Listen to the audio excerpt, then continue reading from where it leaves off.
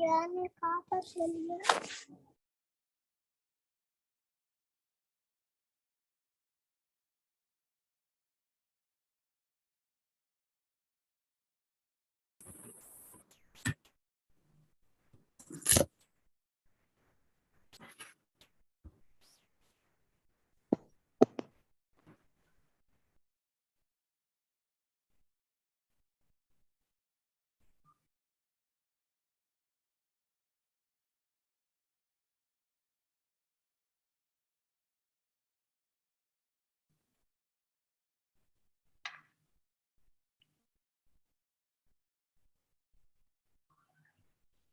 Hi, everyone. Happy to be here.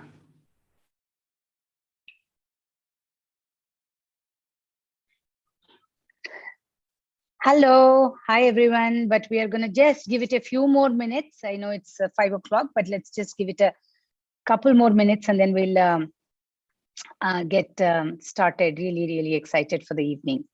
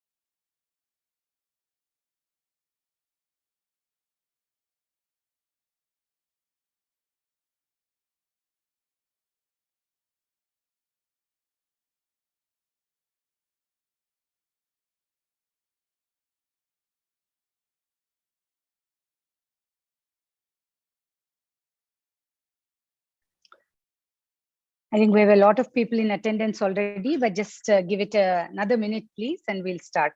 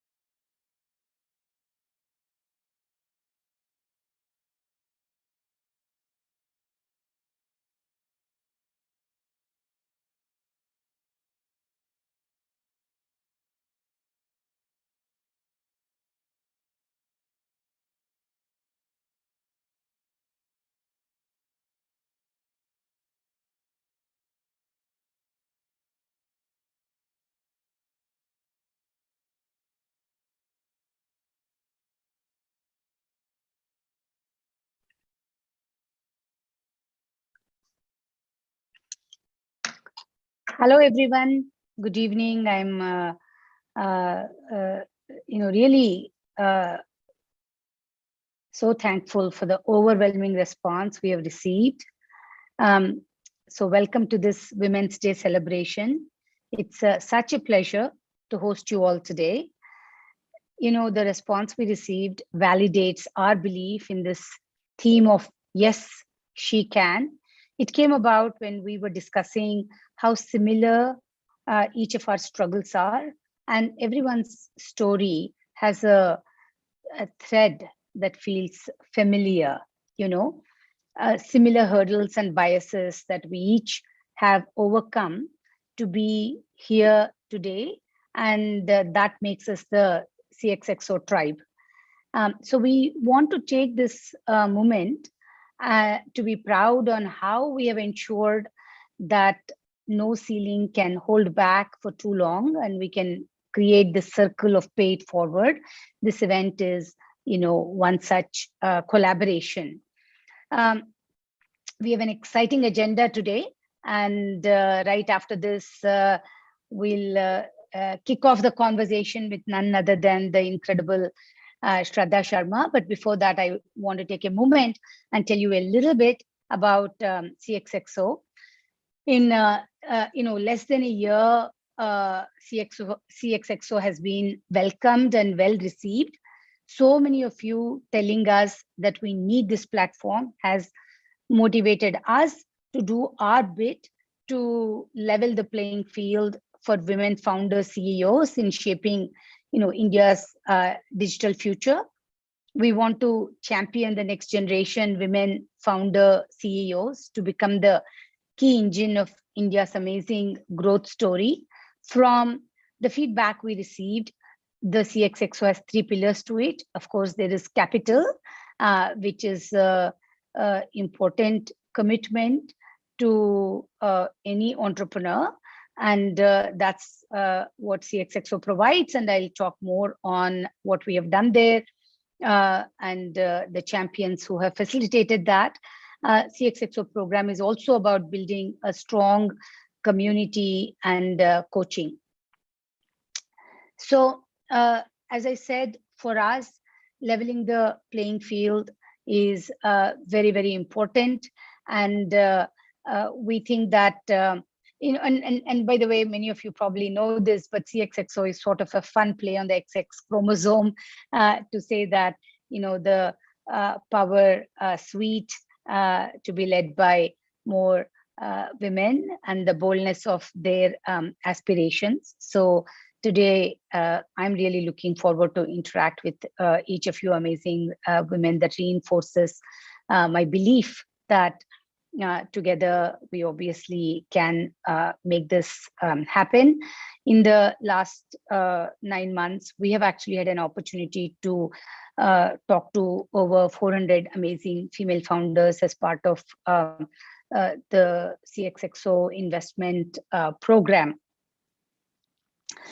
So since breaking the bias is a large part of the ethos of CXXO, we would like to continue to create these conversations, and women entrepreneurs, I think, need safe spaces and trusted networks to tackle their challenges that they face and increase their reach of their voice and improve the access to wider networks. And that's part of founding this community or platform, if you will. I just want to call out some of the CXXO and Kalari female founders. We are incredibly privileged to have them in our portfolio, these dynamic founders who are innovators, risk takers, role models. I know that their passion and commitment towards building their vision then opens the pathway to many, many more women to follow and prove that there is really no ceiling. I am also very thankful to our champions. As we started thinking about the CXXO program, we reached out to a community of acceptable women, and incredibly to our gratification, they all said yes, we want to support it. In fact, the CXXO program started with the initial brainstorming between Priyanka, Gil, myself, and Shraddha, and then it quickly extended to Latika, Ankiti, and then Paruma, and we just were able to add a few more women to join Ghazal, Kalra, Ghazal Alag, Goda, Lakshmi, Lavanya, Deepa, Mona, Niti, Priya, Rajshri, Shireen. Big thank you for your commitment, enthusiasm, contributions to shape CXXO and believing in growing our tribe together. So really appreciate all the time you've taken to meet with the founders and encourage them. Again, coming back to today's celebrations, I am really excited for what is ahead. As I said, we have a lineup of inspirational women entrepreneurs speaking, founders, and also a lot of fun. Don't forget to share your thoughts on the event on your social media. Please tag CXXO and yes, she can. And let's start with the first conversation of the day and bringing Shraddha on board. Shraddha is such an amazing interviewer. Most of us have seen her conversations from Ratan Tata to Prime Minister Modi. So I can confess that I'm a little bit daunted for this session to interview Shraddha myself. But Shraddha, are you on? I think you need to unmute, Shraddha, or I think we have to unmute her. Are we able to hear Shraddha? Let's see. Now I'm unmuted. Okay. Well, someone in my team who's obviously a lot younger than me said we need to do Red and Rad. and I learned what rad meant. So I tried to sort of put a scrunchie and do something. But Shraddha, you're looking great with your red lipstick. I see Swati, I see Yamini, lots of reds that I can pick out. I don't think I saw Keshav in that shirt this morning. So he seems to have put on a red shirt, the one man that we have here. And, hey, we have painted red the screen, which is great. So, and to see all of you, but Shraddha, go easy on me, okay? This is, our first session is introducing a celebrity of our industry. Is there anyone here who doesn't know Shraddha? I'm assuming, call out Girish. Girish, I mean, gosh, you have shown up in a red shirt. That's great, yeah. I am really, really speechless, and call out Priyanka there and say, this is really awesome. Words don't come easily to me. But, the voice of India's startup ecosystem, none other than Shraddha Sharma, founder and CEO of Your Story. She's going to tell us today the story behind your story, the untold story behind your story. Of course, she's one of the most recognizable faces in our startup world. She seems to live her life in a different world from mine, stories and her passion for telling and being the voice of Indian startups. She was early to this in 2008, and we'll talk about that a little bit. And, of course, she's a pillar of our community, and she's much loved from everyone I know. And I'm yet to find someone who is, not touched by her empathy and commitment and genuine energy and passion. And, I think we'll talk about why she started this, but I have to tell you that in 2015, of course, I've known Shraddha from sort of, I think 2007 or so, or 2008. But in 2015, Kalari had the opportunity to make a small investment in her journey. And I'm incredibly glad that she welcomed us to go along on her journey with her. So Shraddha, thank you for joining us today. Well, did I do justice on the introduction, Shraddha? Vani, maza aa raha hai. Please. Yeah.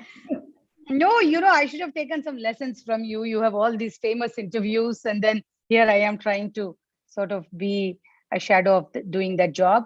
But your journey has been incredible. Shraddha, you quit a high-paying job, number one, to start with.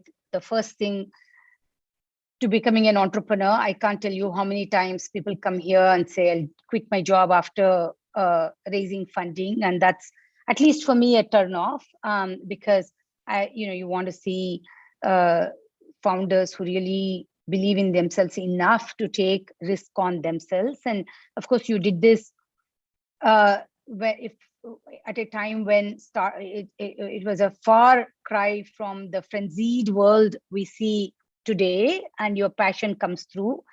I would call you a pioneer. I would call you a category creator. But why did you start Your Story? What was that eureka moment you said, ye karna hai? And, did you even think of yourself as a path breaker, all these adjectives that we, later label people with? Or did you just do something because that's your nature to jump in and be foolish? Vani, first and foremost, I have to say that this is my very big achievement that you are interviewing me and saying that you are daunted to interview. So I made Vani Kola, daunted is a very big feather on my cap. So thank you so much.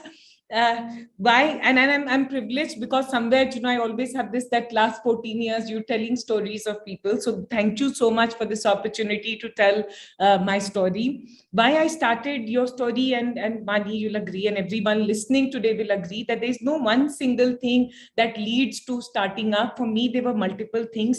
One, which I've told many a times, is that I am from Bihar.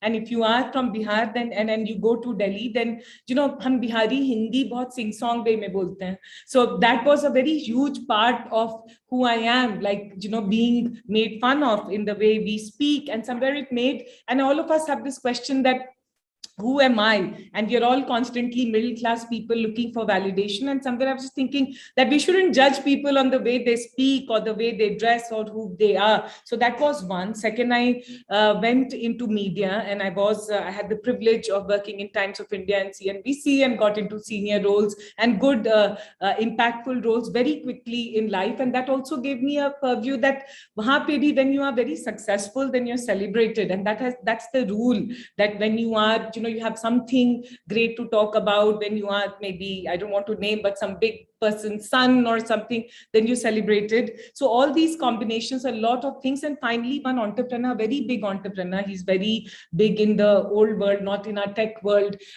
One day he called and he cried, and he said that, oh, you guys, and I was in CNBC that time, oh, you guys are not telling my story because I'm a young entrepreneur, and my story is not giving you that eyeballs and all that. And I was thinking, that's not fair. And fourth is that I was in a role where I was meeting a lot of entrepreneurs across the country. And one of the things, fundamental thing is, hum sab ke andar kuch hai aur hum bolna cha rahe hain, aur we want people to listen and understand. And all these things combined. And in 2008, I still remember September 16th, that was the day Lehman Brothers also crashed.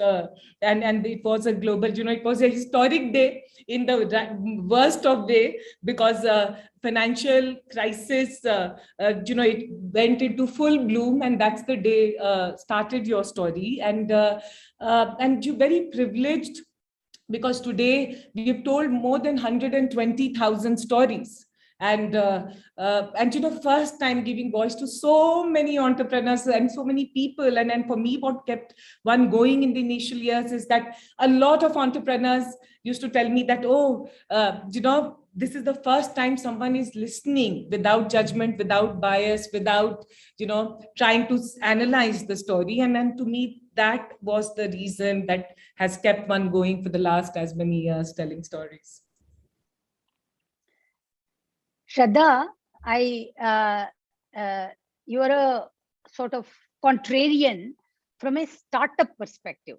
So you have like 5 things you did, 5 strikes against you. So one, you bootstrapped your company, totally unfashionable. And even when you raised capital, you raised, very little capital overall, right? 60 crores in total. 3, you're a profitable company. Who in startups even does that, right?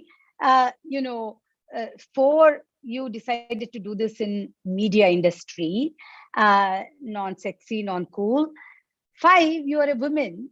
But what made you think that you can do this? And was this like a very conscious choice? Great choices, by the way. Okay. And while many in your industry have, burnt up, gone to dust, so to speak, you remain strong, and you've grown from strength to strength. And, you've built not just the reputation, and I was going to say goodwill, but I'll use sort of your word and language and say you've built love. I mean, you receive love, and, you're standing tall, and you've built it on the back of building a solid business. But you made these choices that are very different than sort of what most startups do. Thank you, Vani. Thank you, first of all, for acknowledging this, because I also take a lot of pride in building a profitable, sustainable, and a company which has stayed true to being positive and championing, the uncool voices. 2, 3 things I think. One is that, I don't know, Vani, if you have heard this song, but I would say that, Amitabh Bachchan had this song, Mere na aage piche rone wala, na rone wali, aapka kya hoga janabe Ali. When you operate from this place of fearlessness, right? When you have nothing to lose. And it's also a Hindi song of Amitabh Bachchan, but it's also stoic principle, right? Like, what's the worst that can happen and what will you lose? My life has been tough. It has been hard growing up the way I grew up and everything. And most of us have had difficult, but mine was interestingly difficult life. There was nothing to lose. So today also I operate from that playground, that what is there to lose? मतलब क्या उखड़ेगा, कौन क्या उखाड़ेगा? And when you operate every day, क्योंकि जब डर तब लगने लगता है when you have something to lose. When you don't, then then somewhere the grit and that tenacity keeps on building. So that was one. Second was that somewhere I thought that all this education I studied in Stephens, did very well academically. So for me, it was like, padhne ka kya fayda? What is the point of studying and education if, and that too, all these amazing places, if you're not thinking beyond I, me, myself? And all of us have this need to make money, do things. But somewhere I was just thinking that, like, how can I make a difference? And I think those questions, everyone gets haunted. So that was the second. And third was that somewhere, being a woman, I have to say this, and maybe many of you will disagree, there was zero expectation. So there was no expectation that koi ye hoga, wo hoga, kuch hoga. So that also was amazing advantage. And the fourth was that madness. Like, I've always lived in dreams, because dreams have given me some kind of sanctity to live with reality and the realities I've had in life. And somewhere having that delusional dream is very, very important. And I have always had that. And last but not the least is that somewhere I always knew from day one ki jo karenge, it has to run on its own feet. So, that mentality that it has to be sustainable, it has to be profitable. And yeah, last but not the least, over the years, I'm so very thankful to all the people who said, when I started, I remember some very amazing VCs and people said, oh, this is an NGO, this will shut down in 6 months. So the good thing is that I've had so many amazing naysayers who have actually loved me in such amazing way by saying that, ye band ho jayega, so how does a story business run? I think that also gave me amazing power. So these were some of the things that, gives you that sensibility that I have to. And after a point, it became that you can't. You have to run a sustainable, important business, because I think your story needs to exist, because our country is not an equal country. Today also, people are ridiculed on the way they speak, where they come from, the background they have. So why not continue to tell stories? So yeah, all these things. And then getting people like you, I also have to call out that somewhere I also got somewhere a little mad investors who gave a little bit of money, because in 2015, suddenly 15, 16, media was waking up and saying, oh, maybe with the funding coming, startup is an interesting category, because, you saw from the lens of economics. And that time I wanted that, okay, one should not completely operate from a scavenging bootstrap way, but also have some kind of a cash support in the bank when you need it. And then I got people like you to come and support. You know what they say, Shraddha, birds of the same feather. So we have close to 100 mad women here today, spending the next 2 hours willing to do that on a Monday evening, sharing our stories and, just also having great fun. But Shraddha, when I think of you, the things the attributes, the adjectives that come to mind, bubbly, happy, but also balanced with tremendous, sort of sense of justice and grit, right? And a founder at all times has to be true to themselves. And that's a really sort of a, how should I say, spiritual discovery, in the sense that, you're surrounded by so much success. You're also surrounded sometimes by failure. Now, when the person who started with you, that you met in some event, suddenly has this $10 billion valuation on ET or whatever, right? It can also mess your head sometimes. So you have to really be thoughtful on, what is this journey all about for me? And, what is it that I derive fulfillment from? How do I measure my impact and success? So what are those for you? Vani, this is a very beautiful and meaningful question.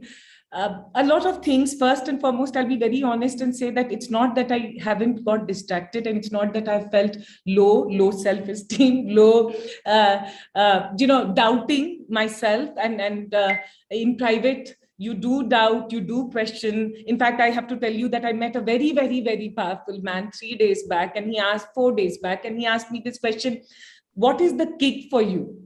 Like, and we're sitting in Taj West End, and he says, what's the kick for you? Are you here to make money? And he's a very intelligent, smart man. Are you in हाँ here? तो बोलो ना कौन है?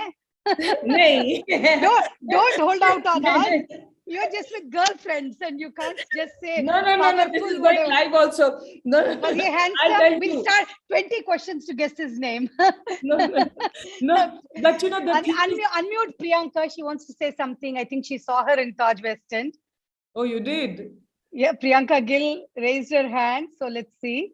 No, I Yeah, didn't Priyanka. see, but I would love to know. Shraddha here. Who is this person? Intelligent.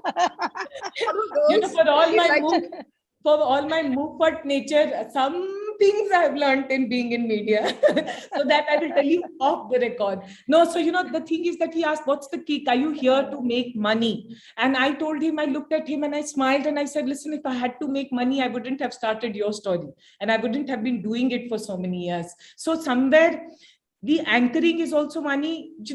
I go through all these things and questions and doubts and everything and go through low moments. But what has kept me going are 2-3 things. And again, the first thing is, somewhere I read that the more clear you are about where you want to go, the more you will not get distracted by the noises along the way. So every time I have to keep reminding, what is my clarity? What is my starting line? I took a train to come to Delhi for my education, fought with my mother, got admission. The clarity was कि कुछ जिंदगी में meaningful करना है. And with your story, the clarity was कि हर एक uncool जो written off है या जो cool नहीं उसको voice देना है. So going back to that clarity gets me to cut down the noises, because then I'm saying that, hey, I didn't start to become a $10 billion business. So why am I feeling insecure and low? Because I would love to grow profitably and big, but what's my vision? So that was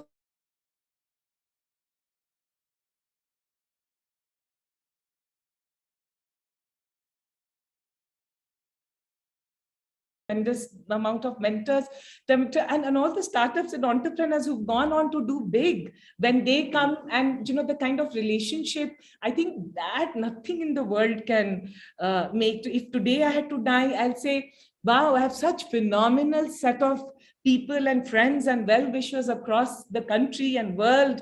And that to me is a blessing in the journey that keeps me going. And third is, of course, you introduced me many years back to meditation. I think somewhere that also really helps me. And fourth is कि अभी तो picture शुरू हुई है. मतलब अभी तो party शुरू हुई है. बड़ा बनाना है, ग्लोबल बनाना है और बहुत बहुत बड़ा और जिंदगी भर का ये सफर है. So why get distracted? Yeah, so these are some of the things that keeps me going. So Shraddha, you meet a lot of who's like this mystery man, which you promised to tell us off the record, and I'll just tell everyone that I'll send it, tell them, so we'll do the Chinese fish for her. But whoever this sort of powerful mystery man is, you meet all these people. Do you feel grounded? How do you sort of not let that get to your head? Or does it get to your head sometimes? We just don't see that part of you. Vani, again, a very nice question, but the journey, my life. I only have nice questions. I planned today not to ask you not nice questions, okay? Except to reveal the name of this man, but okay. You have taught me, mentored me well, so that I won't reveal the name of the man. But anyways, I think somewhere, I think the upbringing I had, and I always give credit to my parents, and upbringing, it was very tough, Vani, when I grew up. I grew up in an era, and I can't say that publicly, Lalu Yadav, Pappu Yadav, Sadhu Yadav. It was not easy growing up as women, as a girl, where I grew up. It was tough. My mother used to be very scared every day if we have come back from school or not. That kind of upbringing which you see, and then life happens, and then somewhere, matlab, ground pe hi rehna hai. And the reality is that I've lost so much in my life that somewhere I know that the reality is ultimate. Reality is going inside the ground, right? So, matlab, uske alawa, there is no option. You lost your mother a few months back. I lost my mother, and I remember her in 2010 crying when I had started your story, and she's saying, "Why are you destroying your career?" And she never got to see ki aaj kahin pahuncha hai there. So, so for me, what more was validation or something, because I wanted to please her, and she's no more. So I don't know. I have to remain on ground and hopefully one day go to heaven and tell her that I did okay. But yeah, so I think I am okay staying in ground, and I have people like you, no?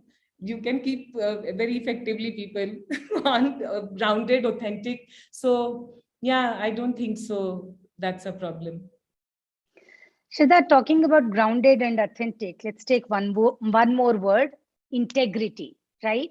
And so I know from having known you now for many years that that's a quality that epitomizes you as a person, as a founder, as a journalist, even as a human being. And, today we keep coming back to this topic from everything in the news on so many companies. And I even remember, even when you are true to this integrity, I remember reading a story somewhere where, and these things, obviously we know we shouldn't let it get to us, but it can, 3 million shades of gray or something. 3.5 million shades of gray. Yeah, some let's say unnamed publication tried to take a dig at you, right? So for SEO maybe, who knows? But how does that feel? I mean, we have never spoken about that. In the world where you see such sort of true black and white, not shades of gray, of questionable integrity that happens, right? And I know you are a truly authentic person. So when from your media, peers, if you will, brethren, they take a shot at you. How did you deal with it? And I think the broader question is, how should we all deal with it? Because sometime or the other, it's inevitable that we all will be taken, trolled or whatever. So how should we deal with it? Yeah, Vani, first of all, there I would say that I was till that point generally used to, no media covers us first and foremost. And this was like a first coverage in media, and that too was so negative. It was so wrong. It was so unfair. It was so unjust. It was so unethical at so many levels. And I was very angry. I want to say this, very angry, because the only thing I take pride in is that eat se banaya hai your story with lot of intent. If I have, as a middle class with my upbringing, and most of us will agree, the only thing we have is our reputation. And every day, whole day, night, Saturday, Sunday, you work with heart. Today, if I say that if I've done 120,000 stories of startups, if I would have asked 5,000 rupees, you can imagine I would be a dead-a-con myself. But today, like I can say with Gautam Buddha, like with honesty, एक startup जो शुरू हुआ है वो कह दे कि पैसा लिया है. So, and then it was so unfair. But and yes, I was shocked. My team was shocked, and many people question me that why haven't you responded? Why haven't you retaliated? Why haven't you stood up? My only thing was my standing up would be two things. My standing up would be, if I respond, then I'm going to give more views, more. I have far more followers, far more reach, far more well-wishers and lovers. So why give attention? And if I'm saying that every dog who barks on the street, I'm going to respond, then I'm going to get distracted. And of course, you helped me also. I spoke to you, and I was upset and angry.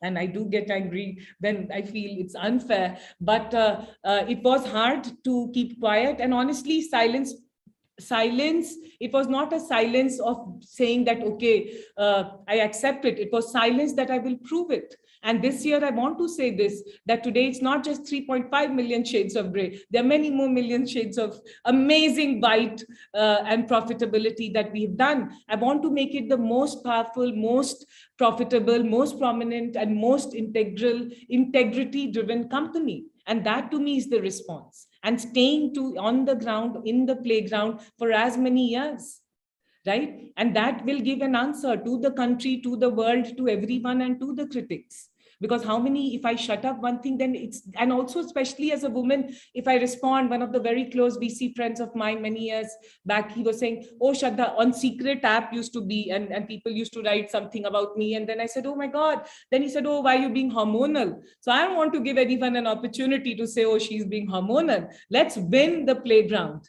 And then क्यों response करें हर भौंकते हुए इंसान पे? Well, I think we should have invited sort of the celebrated bad boy behavior stuff here to drill some sense into, the way you have responded and dealt with it with dignity. I know it's a topic we only recently, just I think last week, I and Radhika spoke on another podcast about how do you deal with it. And I see more women like you, like Radhika, who maybe are sometimes targeted, and Radhika Guy is also here. I see her in her red. Hi, Radhika. And, just deal with it with class, really, and that's total dignity, more power to you. I know there's lots of people who have said amazing and, more power to you, Priyanka, Sparsh. And I think on your story about your mom and coming from UP, I see Komal and others sort of resonate with that. Shraddha, I want to first take a couple of questions that people have asked. And we won't be able to get to all of these questions just because we have a strong lineup of agenda. But what keeps you going? That's one question from Priyanka. And then Yamini says, how do you deal with the imposter syndrome? I don't know if I understand the question. You can call her out to explain if you want. And let's just start with those two questions.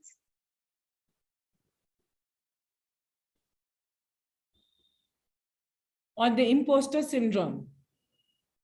Yamini, you want to tell us what you wanted to ask Shraddha? Yeah, hi, sorry, I was waiting to get unmuted. It's basically, I've understood that imposter syndrome is something that targets women more. I personally also face it. It's basically not fully ever believing the capability that you have and constantly thinking that you're a fraud. And one day it's all going to come out. Well, the truth is it's not. So is it something that you also go through, and how do you overcome it if that's the case? Yeah, Yamini, we all go through. No, nobody's not going. Everyone at every given time, at some given time, goes through it. The only thing is that I just feel that one of the habits which came much later in life is, a time for self-honest reflection, examination.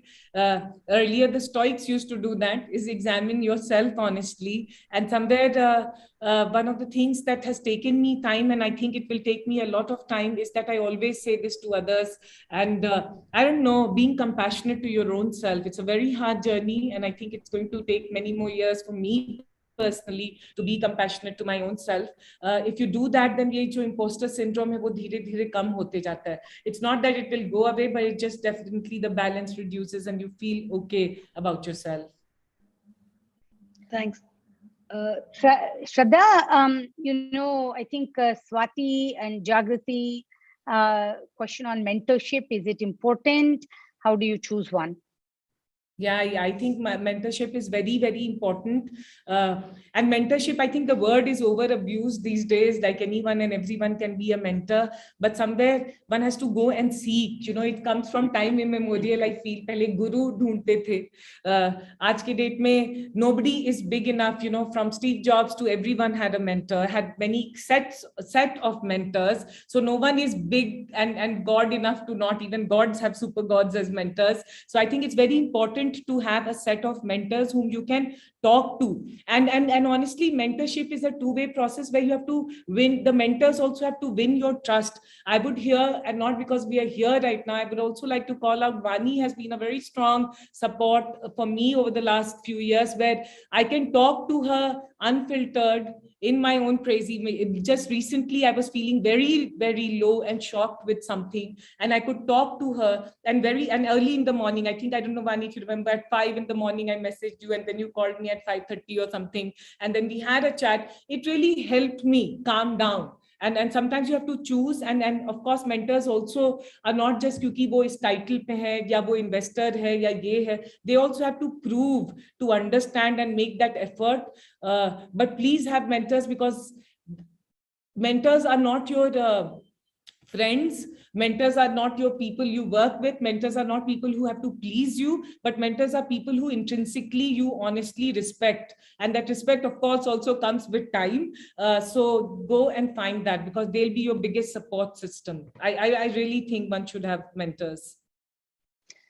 Shraddha, I feel like we just got started, but my team tells me we are out of time. We have already spoken for 30 minutes. So I'll just take a couple more minutes, since they can't mute both of us out, and ask you a couple of things quickly. This year's topic, of course, is breaking the bias. And what does that mean to you in your personal life? Breaking the bias of my own thinking, Bani, means to me, because I've realized that in my life I can manifest anything I want. It's the biases that my mind plays with my own limitation, and also the way I would interpret things that happen to me, because things will keep on happening, world will keep on behaving the way they have to. How am I going to be loving towards myself and not biased? Because how am I? And I was just thinking, like, and it's very important for all of us to think how we become biased towards our own selves, also in good way and bad way. Even if I'm wrong, can I see myself in an unbiased way and accept that I'm wrong? Right? And to me, that journey of accepting myself and saying, yes, I'm wrong, I made the mistake, or I didn't do this, and just being very, very honest every day is how I want to be a non-biased person, human being. So in that streak of honesty, is there something you don't like doing about your job? So many things I don't like doing. What's like one thing? Of course, we all have something we don't like doing, and but what is yours? What I don't like doing is about my jobs is increasingly over the years, I have to say, I want to say no, and I'm not very good at saying no. A lot of people want you to speak, like this whole week you're doing like 100 things, right? Like you don't want to say no, but invariably you don't want to hurt the other person, because they have so much of expectation that you end up saying yes. So one is that. Second thing is, what I don't like about my job is that my job never has a break. It doesn't have a holiday, and it has no Saturday, Sunday. And yeah, so I would like to this year figure out that, okay, maybe how do you create pockets of time for yourself? Yeah, and managing team as it grows and everyone's expectation, because you love them, you think of it as your team as a family, but how do you also detach yourself and as the team scales and see it as an organization and not as a family? So those are some of the things I would like to do this year. Last question, Shraddha, what do you think we should all be doing better? What is it that, you would want to do better, and just leave behind whatever you want to say to all of us collectively as a group? And by the way, there are a lot of questions for you, Shraddha. Sorry, girls, that I haven't been able to call out to you, but I'm hoping Shraddha will answer to each of you, and she'll have a chance to read these questions in a little bit and answer to you, and you can benefit from that. But closing comments, blow us away, Shraddha. You know, Vani, I've always said this, school में सिखाया गया था, दूसरों की जय से पहले खुद को जय करे. But मेरे लिए, it has been very hard to celebrate myself, accept myself. It is a journey, and today I feel more and more authentic, because that's also not a, you know, one way stuck thing. It's a journey. I would say to all the women, especially because we are at CXXO, is that the question one has to ask honestly is genuinely, do we celebrate ourselves? Is it cosmetically, or is it superficially, or is it publicly, or is it based on what others want? Or do we genuinely, truly not judge and be self-critical, but love yourself and celebrate yourself, because nobody is going to come and celebrate you. This is my fundamental, this thing that people will only celebrate you if you celebrate yourself. People will love you if you love yourself. People will be happy. You'll have the best relationship when you have the best relationship with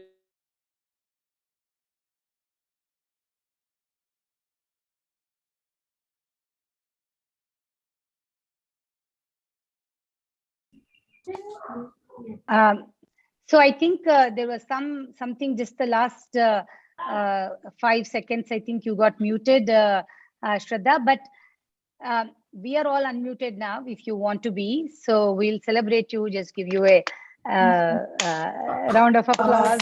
And very nice. Start with that. Very nice. Round of Well done, Shraddha. Thank you. Thank you. Thank Always you. inspiring, Shraddha.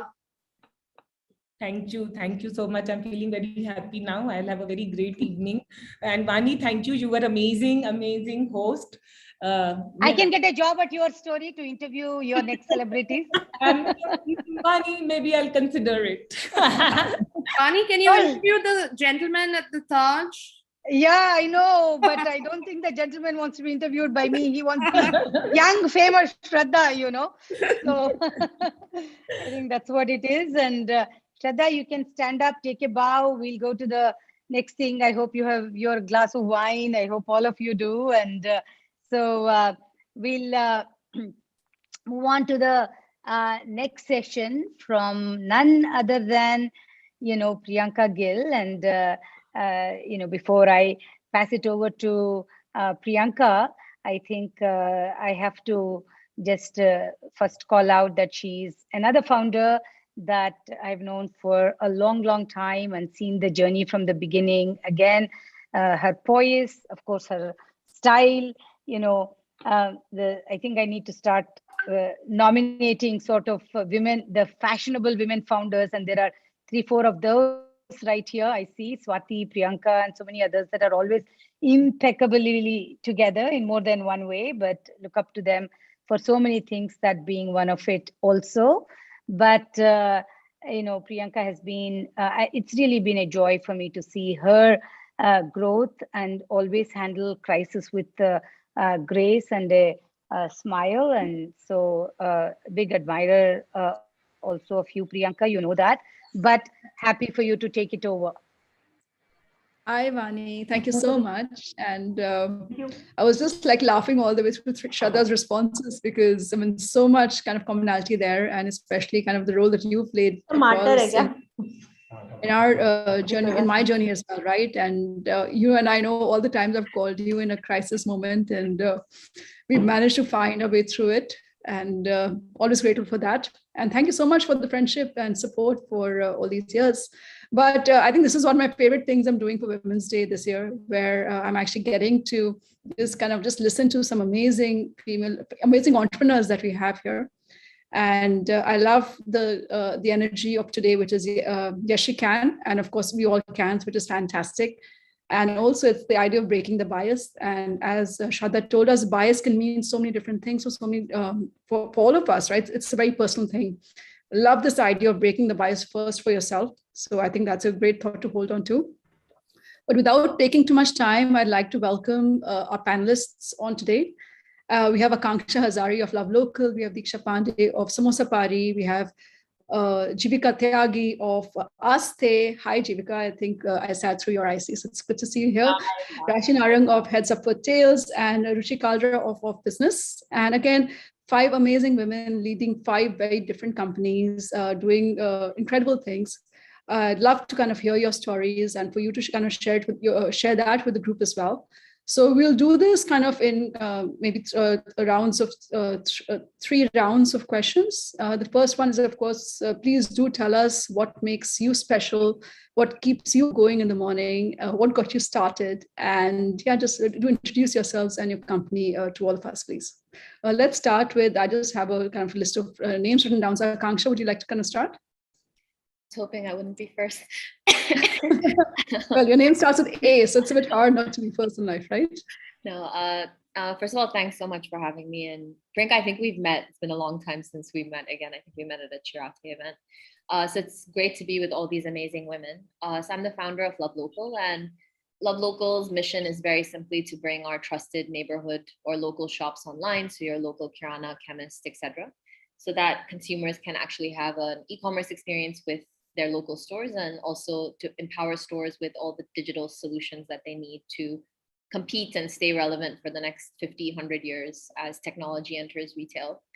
So I guess your first question was, I guess, what makes me different? Honestly, I don't think I'm particularly special. I think the thing that I hang on to is that I have a lot of tenacity. And I fundamentally believe that I can outwork anybody. I don't think I'm necessarily the smartest person in the room all the time, but I do know that, I will put in the hours and that I'm not afraid of failure. So I think these things are the things that get me up in the morning every day. And that I have a lot of clarity around that, I have a high, to be an entrepreneur, you need to have a high threshold for pain. I have a very high threshold for pain. I have a lot of grit and tenacity, and yeah, I believe in my ability to work hard. And I think ultimately that's what holds me in different stead from potentially other people that, maybe a lot smarter than me or maybe more capable than me. I think the other thing is I also enjoy the process of becoming really good at something. And it's something I've enjoyed from like a very young age. I take a lot of pleasure in seeing a journey of achieving excellence in something. So when I was young, I was really into sports. I was a professional athlete. Like I like that process of doing something again and again and again and again until you can be excellent at it and hopefully be one of the very best at it. So that process is something that I take a lot of joy in, and I enjoy the discipline and the focus of it. I'll stop there since there's a lot of amazing women I'd like to learn, but that's what I think makes me potentially a little bit different. Thanks for that, Akanksha. I really like this clarity you have about yourself as well, right? It's very important for us to get there. Diksha, would you like to go next? Yeah, sure. So I run Samosa Party, and we are India's first QSR based on samosas. What keeps me up, what takes me to work every day, I think, is this whole joy and passion of providing great food to people. I think food is joy in its purest, simplest form, right? You give somebody something great tasting to eat, and you see the joy on their face. It immediately lightens the mood. It just makes people so happy. It brings families together. It brings friends together. So I knew I always wanted to do something in the food and beverage industry, and I've worked in food and beverage for a long time. Finally, when it came to deciding what I wanted to do along with my co-founder, I think samosas was our unanimous choice, not just because we love it ourselves. I think I've hardly met people who don't like samosas. It's just everybody's favorite. But also it's such a huge opportunity. It's actually the symbol of India's culinary heritage out there in the world. And we wanted to take it all across the world and make it world famous, right? So the whole passion and joy of seeing people enjoy good food, making it accessible at the right kind of hygiene, the right price points and everything, that's something that really excited me about what I do. Amazing. And I can tell you, we all do love samosas. Maybe calorie-free samosas at some point, that would be amazing. But till then, we all do love samosas. So Jivika, coming to you. So I've had the pleasure of hearing you pitch firsthand. I know you come with a lot of enthusiasm for what you do, but yeah, what keeps you going and what gets you out of bed in the morning? Thanks, Priyanka. Firstly, I'll just like to tell everyone what we do here at Aste. So we're in the business of helping women live a better lifestyle, and we happen to make clothes. So Aste is a sustainable athleisure brand that basically makes clothes for all body types. And what keeps me going is exactly that I don't have to think that, oh my God, let's wake up and let's hit the gym or let's get in shape, because we're making clothes for all body types. What probably stands out or what makes me different is that I have failed a lot, so I have no fear of failing. So I think that keeps me going. The max that's going to happen is I'll fail again, and I have already faced that. We fail every day at Aste as well in different departments, and we're just learning and moving forward. So yeah, so that's what makes me different. I truly feel I'm fearless. Amazing. Yeah, so coming from this sense of fearlessness, like Rashi, so you had this very interesting kind of journey over quite some time, where you started up in India, Singapore, back, and of course now you're running Heads Up for Tails, which kind of marries passion points, love for what you do.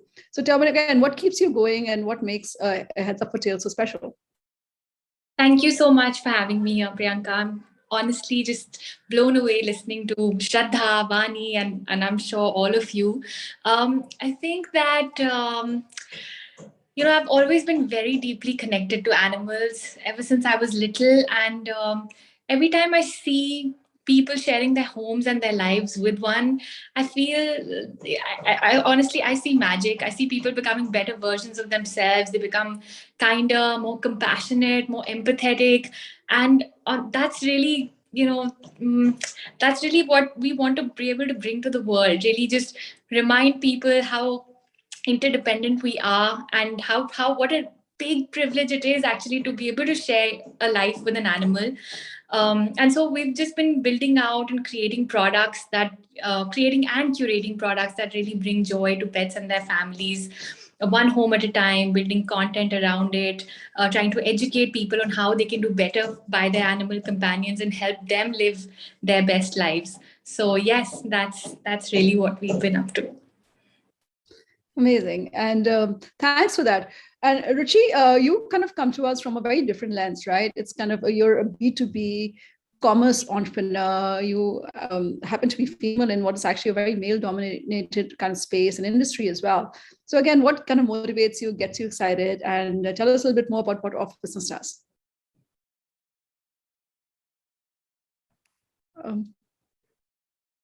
You're muted. Sorry, we can't hear you. Oh, so sorry. I'm actually on the road, so apologies for that. So I was saying thank you for having me here. And I think I'll just call out the bias there in terms of a male-dominated B2B marketplace. Yes, it's very unsexy to talk about selling steel or chemicals or polymers and so on and so forth. But yes, over the last 6 years, what we've built, you just look back, it makes you feel proud. And what keeps you coming to office is, I'll actually contrast it with my consulting days at McKinsey. When you're a consultant, you're very inward looking, right? When you're an entrepreneur, you're more outward looking in terms of saying your growth is essentially your team's growth, right? And when you see people around you growing, you feel that the company is growing, and every day you want to come there and actually just see that energy and passion. And that's what drives me in terms of what I see in every man or woman who actually comes to office and gives more than the 100%. And that keeps me going every day, right? So I actually now look at more of the financial services side of the B2B marketplace. And that's something which is very close to my heart. As a sector itself, that's what I did at McKinsey. So I kind of moving on with that passion. And that's what keeps me going as well. Amazing. Yeah, I think we grow as our team grows, right? So I think that's a wonderful thought to hold on to. So I've done a lot of these all of us have done a lot of these interviews over the past years, and we get this question, which I'm not going to put it to you. I'm just going to say, as a female entrepreneur, how do you feel? So of course, I don't think that's a question that we're going to answer today.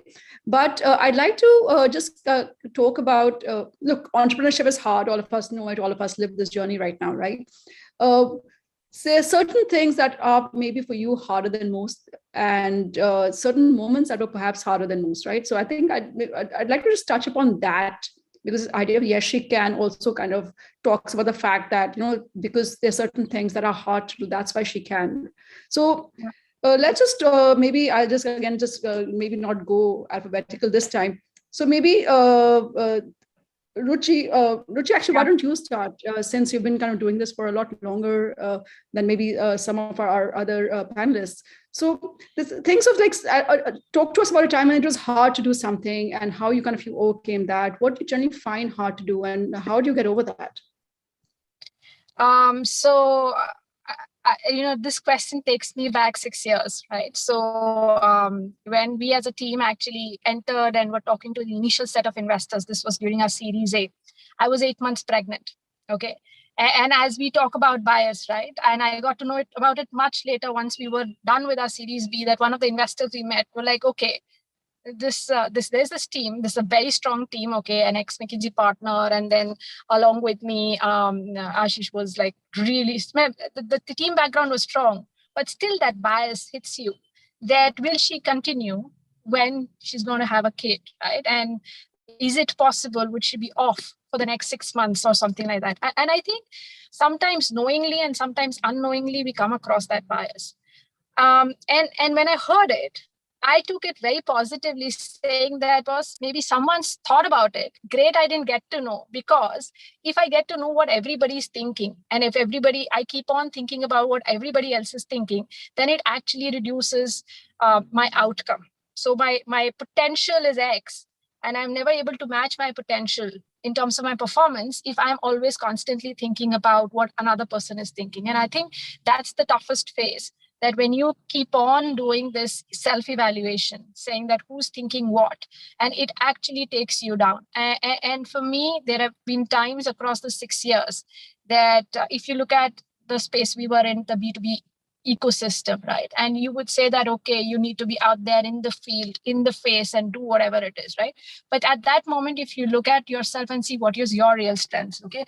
Is your real strength in terms of building a world-class backend process and just making it so strong? And if I look back in the 6 years, then I think my big contribution has been the fact that the systems, the processes, the way finance operates and all that actually really puts us apart from, say, another B2B marketplace. And I think those would be the two thoughts that come to my mind. Is one is to not let your mind or the talking duck on your side think about what others are saying, because what matters is what you're thinking. And the second thing that comes to my mind is play to your strengths. As women, we have great strengths. Sometimes we make those strengths as our weaknesses. We can talk about it a lot more, but the fact is, play to it, and there's nothing else that can stop you. Yeah, I think that's, again, very, very nicely put. And Akanksha, I think you would actually resonate with a lot of what Ruchi said, right? This idea of kind of playing to your strengths. But talk to us a little bit about what kind of would you kind of, if I were to say that moment when things were not going well, how did you deal with it? And what would that be? She needs to be unmuted, please. So honestly, and I think every founder went through this, but the biggest test was COVID. And I don't think none of us had been through anything like this in our lifetimes. So, there have been hard moments in this journey of starting a business. This is actually my second business. I had my first business when I was very young in the States, when I was 20. So I've been through kind of the ups and downs of it. But COVID was something very new. And I think the responsibility of a company just became everything. And I don't think any of us were prepared for that, because, as a business, you obviously take care of your team under normal circumstances, but there is at least some line between business and then what is in the domain of family and personal. And COVID completely destroyed that. And suddenly businesses were taking care of their team members' families. And as a founder, you were looked to for everything. And that was a very, very overwhelming experience. And, hats off to every founder on this call that has had to go through that journey. And I don't think that's something that any of us, or me personally, ever was prepared for. And I think the challenge is you're also going through the pandemic in a personal way. And so you don't really get space to kind of process anything that's happening with you personally, because you're responsible for all these people and their families, and you want to make sure you can keep the business going. And it was different. I think the pandemic became a time when I thought it was more like, we need to keep this business going and successful for the sake of the team and their families. The mission kind of pivoted during that period. And, you know, unfortunately, we lost some very close people on our team.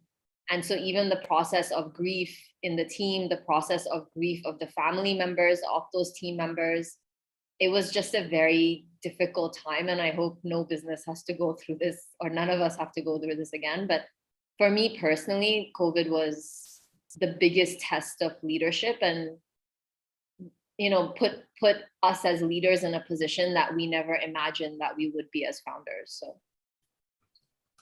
Yeah, I think that's something that we all actually resonate with quite strongly, right? Kind of in different ways, we kind of had our versions of that we were going through. But coming to you, Rashi, I think, I mean, again, I think you'll add a different kind of perspective to this. But this idea of change is not a new idea for you, and you've kind of seen that across many different kind of phases of your life and your career and your company as well. But again, what have you found the most hardest, and how did you deal with it?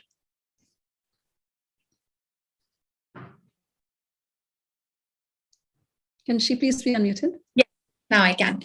Sorry. I think for me, Priyanka, the startup was very hard. We started way ahead of time. There was no market. And for a long, long, long time, I would say almost 10 out of the 14 years, all we did is educate customers, really build the customer, work on products, work on supply chain, work on the front end, back end, because there was nothing there. And that just took such a long time, and there have been so many stumbles and so much resistance and so many people who said, what are you doing? You're going to fail and you're going to fail, and who is going to buy this, like 1,000 times. So I think that journey has been very tough. I've been doing this for 14 years now, and waking up every single day with fire in my belly to, you know, just really go out there and prove that we do need to do this. So yes, for me, it was really that whole period. And it continues to be hard, like it does for all of us. But that phase specifically, well, it was a long time. It was really hard. And I think there was just so much grit and purpose and and sort of passion and perseverance and all of that was needed to wake up every day with that determination. Yeah, and again, this is, I mean, for me, it's like really good to hear, because I realize I'm not alone, and we're all not alone, right? When you're hearing kind of all these kind of fantastic founders talking about it, it's kind of, I mean, it's a mirroring of journeys that we see, and thank you for that. Yeah, and now coming to, I'm just trying to see. Yeah, let's talk about Jivika Astes. Like, again, it's your second stint, but again, brand new, and you like this idea of kind of constant failure makes you better. You talk about that a lot. But again, even right now, if you have to say, like, what's really hard for you to do and how are you coping with it, what would that be?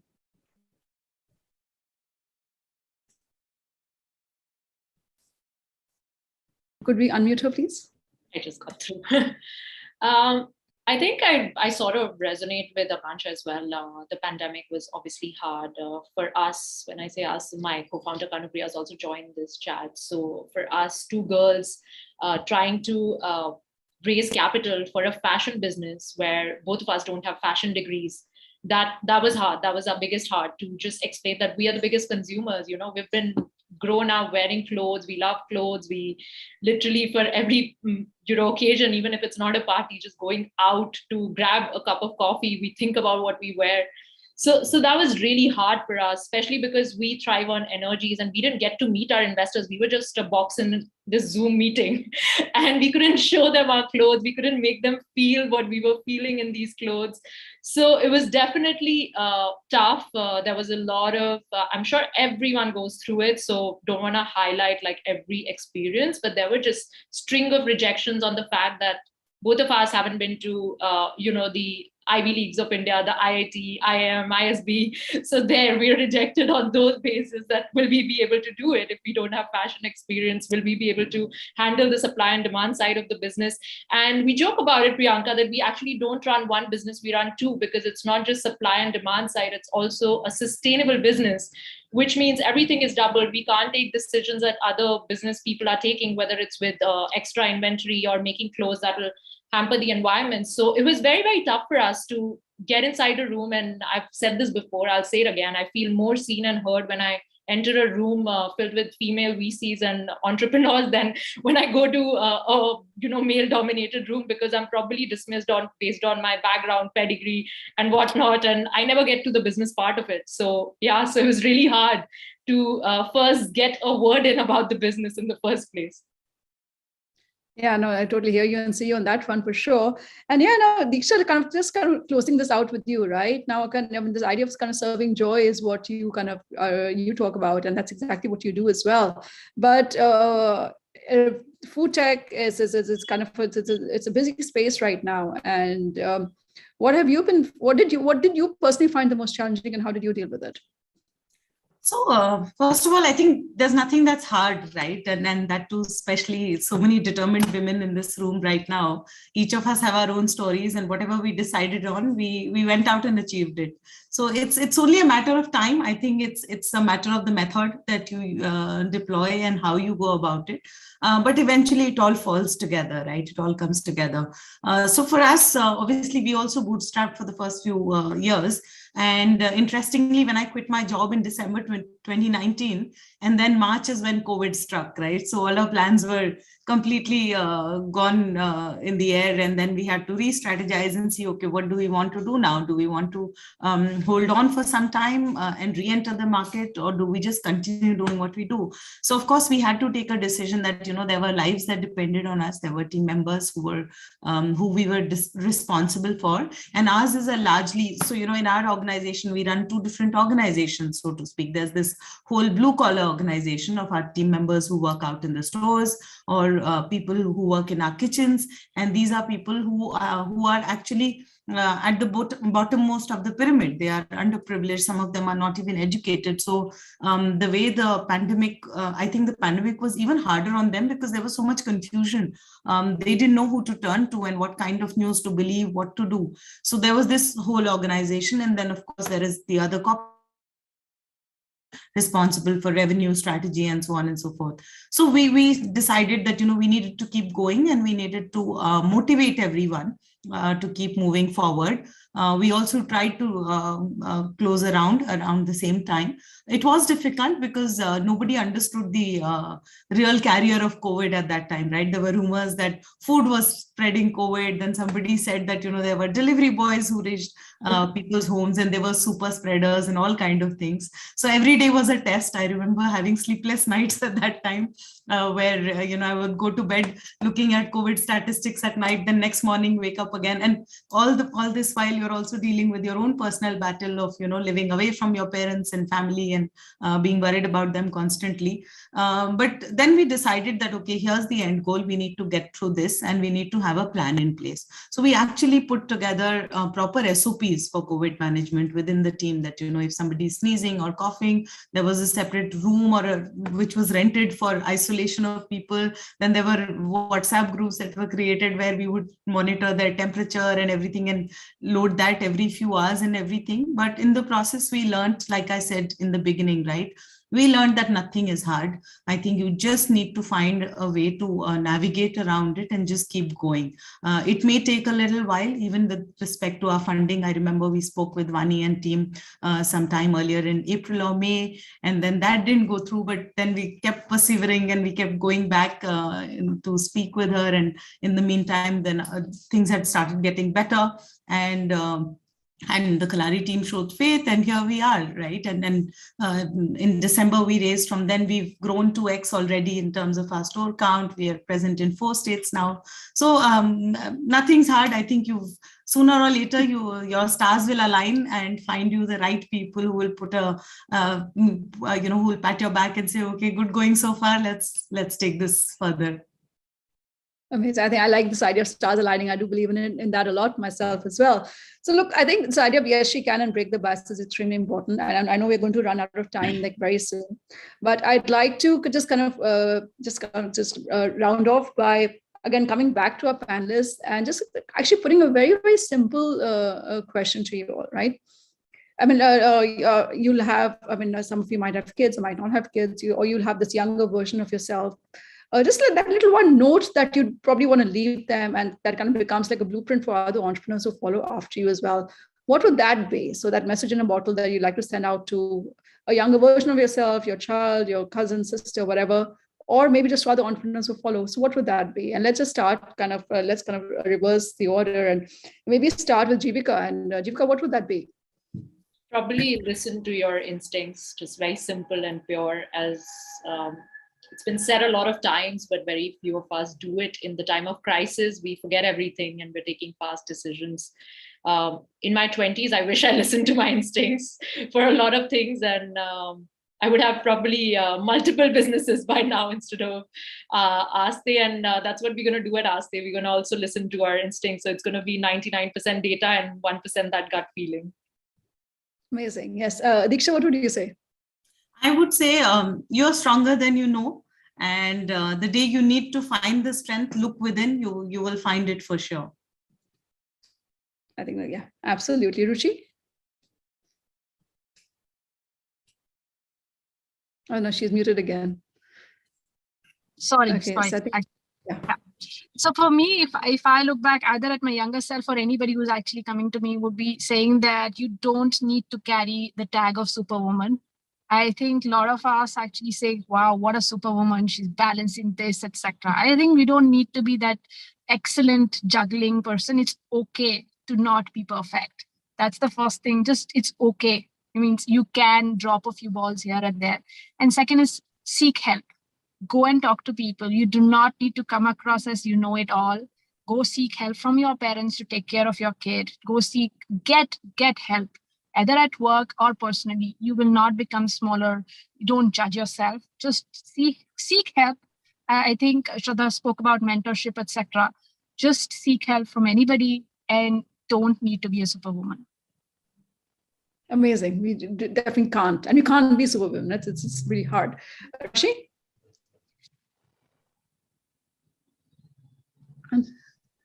She's unmuted. Can you unmute her? Yes. Thanks. I think for me, it would be really reminding myself that the only failure is not to try. I think that we're afraid of so many things, judgments, failing. But every time you fail, you learn and you grow. And really, it's all adding up to what you may term as success. So yeah, that's it. Yes, start, right? That goes first. Ruchi, yeah. I think we know good. I think Akanksha, sorry.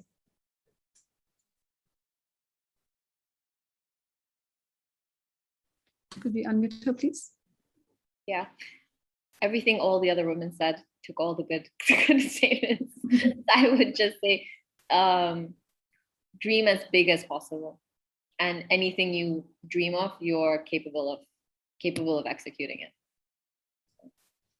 I think that's a brilliant one to end with, actually. And I think, look, for me, this was a super dose of motivation. And at some point, I'm going to ask Keshav to send me a recording of this. So whenever things get really hard, just kind of listening to all of you and your stories and your motivations is actually going to keep me going for sure. So on behalf of all of us here at CXXO, thank you so much for this session. I really enjoyed it. And I really do feel I've gotten to know all of you a little bit better than I did before the session started. So thanks for this. And again, can we just kind of say thank you to all our lovely panelists? It's amazing.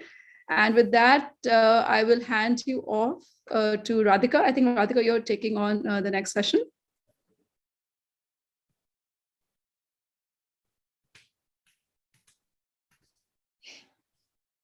It's Radhika, right, for the next session? Yes. Just waiting to be unmuted. Great. So guys, so it's such a pleasure to introduce a friend, and Radhika and I have known each other for way too long, which is a good thing. And she has been my port of call for several times, actually, when things were really hard for me or for us at PopXO. So she's kind of lived the journey with me a little bit, and now I'm having the pleasure of living the journey with her now, which is always nice. So Radhika, all yours, second-time entrepreneur, and I hope you're having a lot more fun this time round, right from the start, in Kind Life. So all yours. Absolutely. Thank you, Priyanka. Thank you. And you know, Vani and I chatted about this. Yeah. Can you hear me? Yeah. Okay, good. So Vani and I chatted about this just a couple of days ago.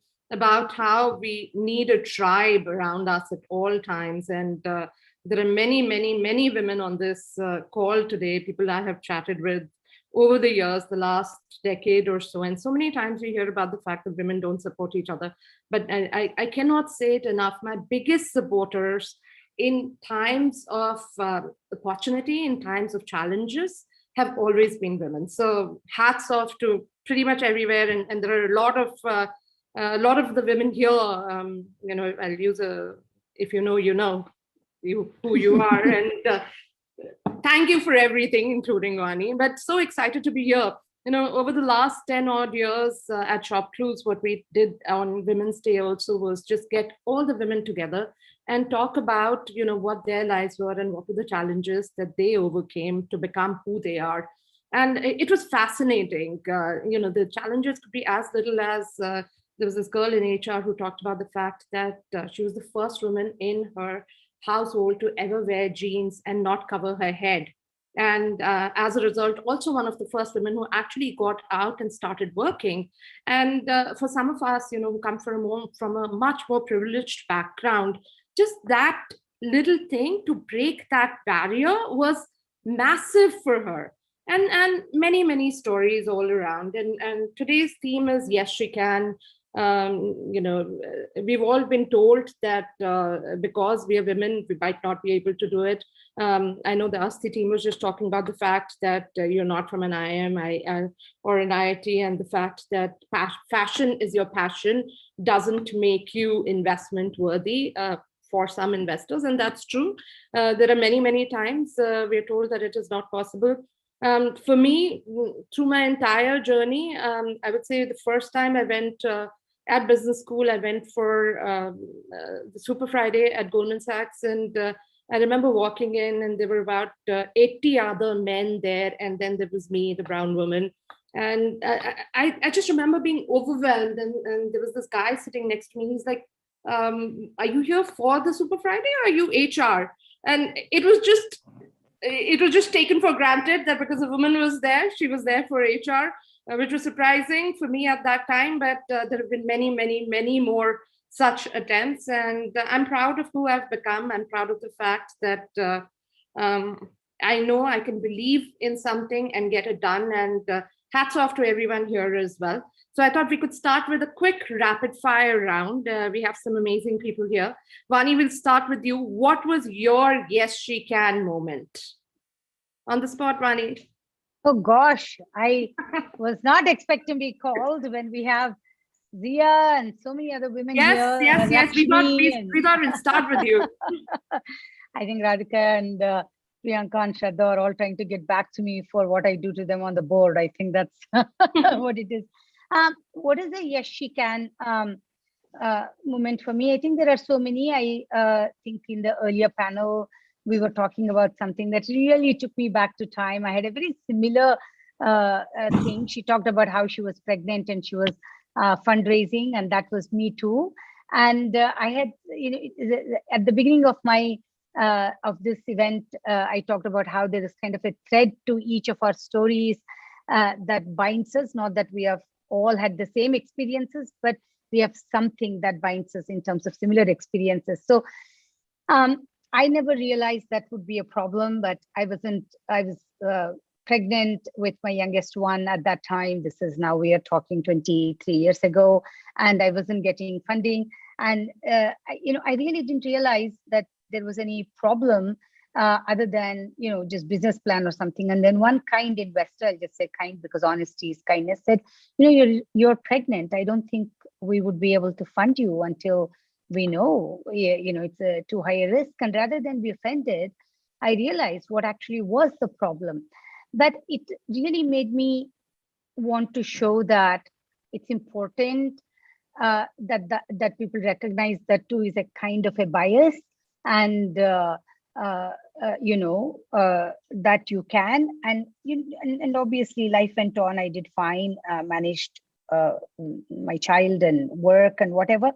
But when I heard that, there was a little bit of a doubt. I felt like it was a setback moment for me because, but then overcame that, and those kind of experiences, that was an important one for me to believe in myself. So.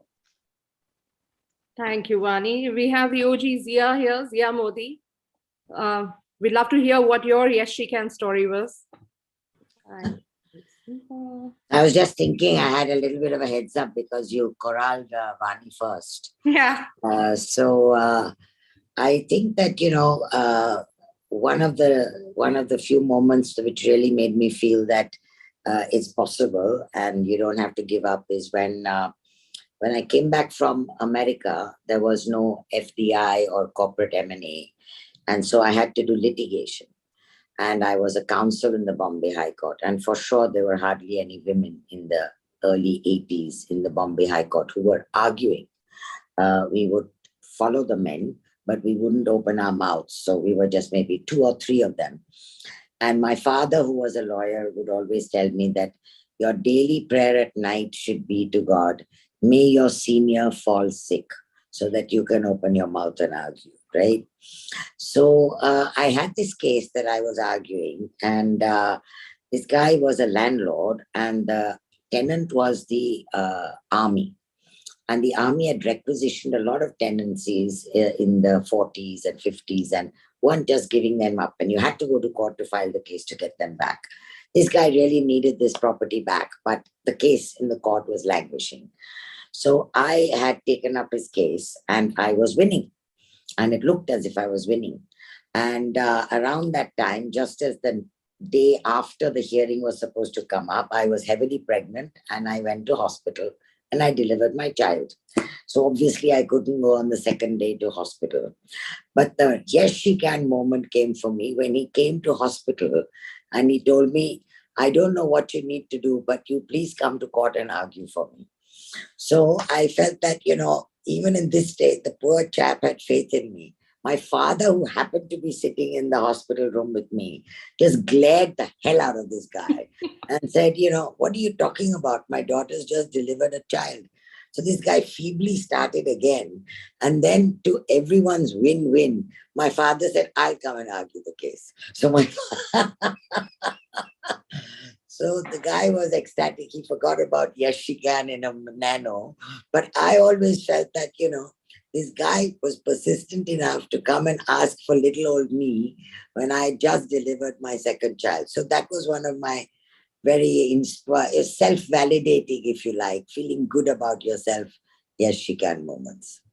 Fabulous. So amazing to hear that. We have Lakshmi from DCF Ventures. Lakshmi, what was your yes, she can story?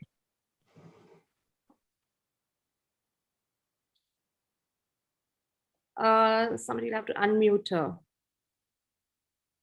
Oh, there I am. There you are. Yeah. Hi, good evening, everyone, and happy Women's Day to everyone. And Vani, thank you so much for inviting me. I had an amazing time listening to so many inspiring moments and stories of so many entrepreneurs, and it's always enriching to hear different versions and different experiences.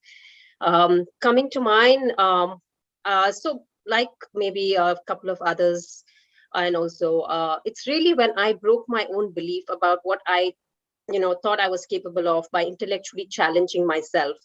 I grew up in Chennai where, my whole ecosystem was very different. Even though there was IIT Chennai, and of course there are several brilliant academic institutions in Chennai, I didn't really get a lot of exposure. In fact, in my school, I would say maybe like there were 2 or 3 students who would have possibly aspired even to write the JEE entrance. So coming from that exposure and nothing to be proud of, I don't know. But then I moved on. I had, decided to pursue my higher education in the US and everything. But I really, what was pivotal for me is when I had read Lou Gerstner's book, Elephants Can Dance. And there was something in that book, the way the story was, and there are a few anecdotes there, which really made me believe that, I should really aspire for, I did plan to do my MBA and I wanted to, just do it in any other school. But after reading that book, I said, I have to go to the top 5 business schools simply because at that point, it has nothing to do with Ivy League or anything. It's just that I felt like, okay, the top schools have something very different to offer. And I had never pushed myself to aspire for that. I just thought I wasn't capable or it was, out of my reach. And when I decided that, I still had a lot of, self-doubts, obviously. I had never ever tried something so lofty for my own personal goals. And I actually, I was living in Austin, which was a party town, had a social, active social life. I moved, to a place which was more isolated, where, I felt I should just focus on this. Relentlessly, I gave it, 6 months, and, for my GMATs, for my thing. And I know many people have achieved this, but for me, it was very different, simply because I was able to push what I thought I was capable of. And I was very fortunate to have, been admitted to Columbia Business School. And, of course, that kind of really set the stage for me to go on to do so many things after that. I always, never believed there was something that I couldn't push myself or couldn't have lofty dreams. And I really think that was something that was really my yes, she can moment. And I think, yeah, that was defining for me.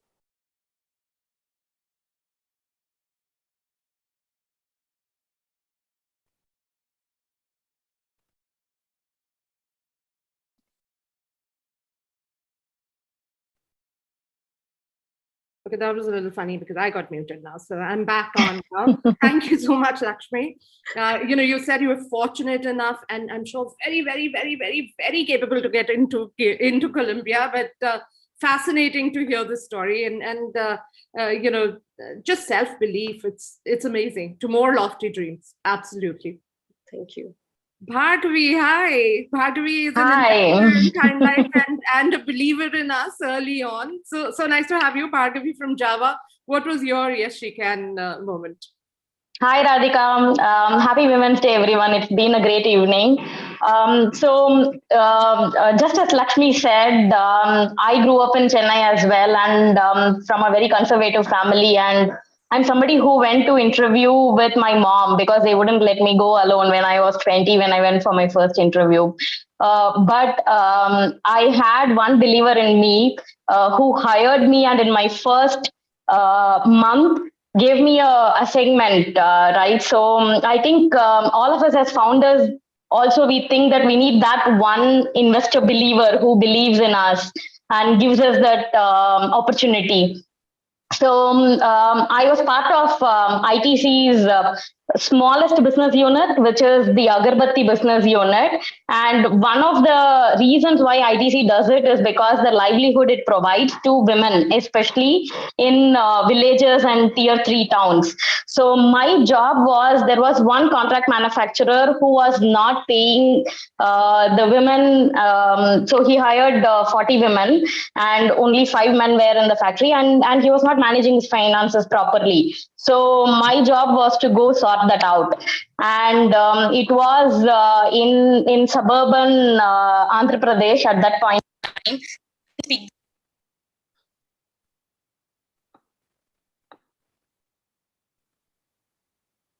time. Bhargavi, we lost you. Hello? Yeah, can you? Yeah, first day I go there and I see this person. I'm 4.5 in height and he's 6'2", and it was so I had to look at him like this and speak. So and I had to negotiate a lot of things. One thing I decided was I have to first address this height issue, because then things can't be in even ground. So first day I didn't do anything much. I just understood the lay of the land, understood the kind of person he is.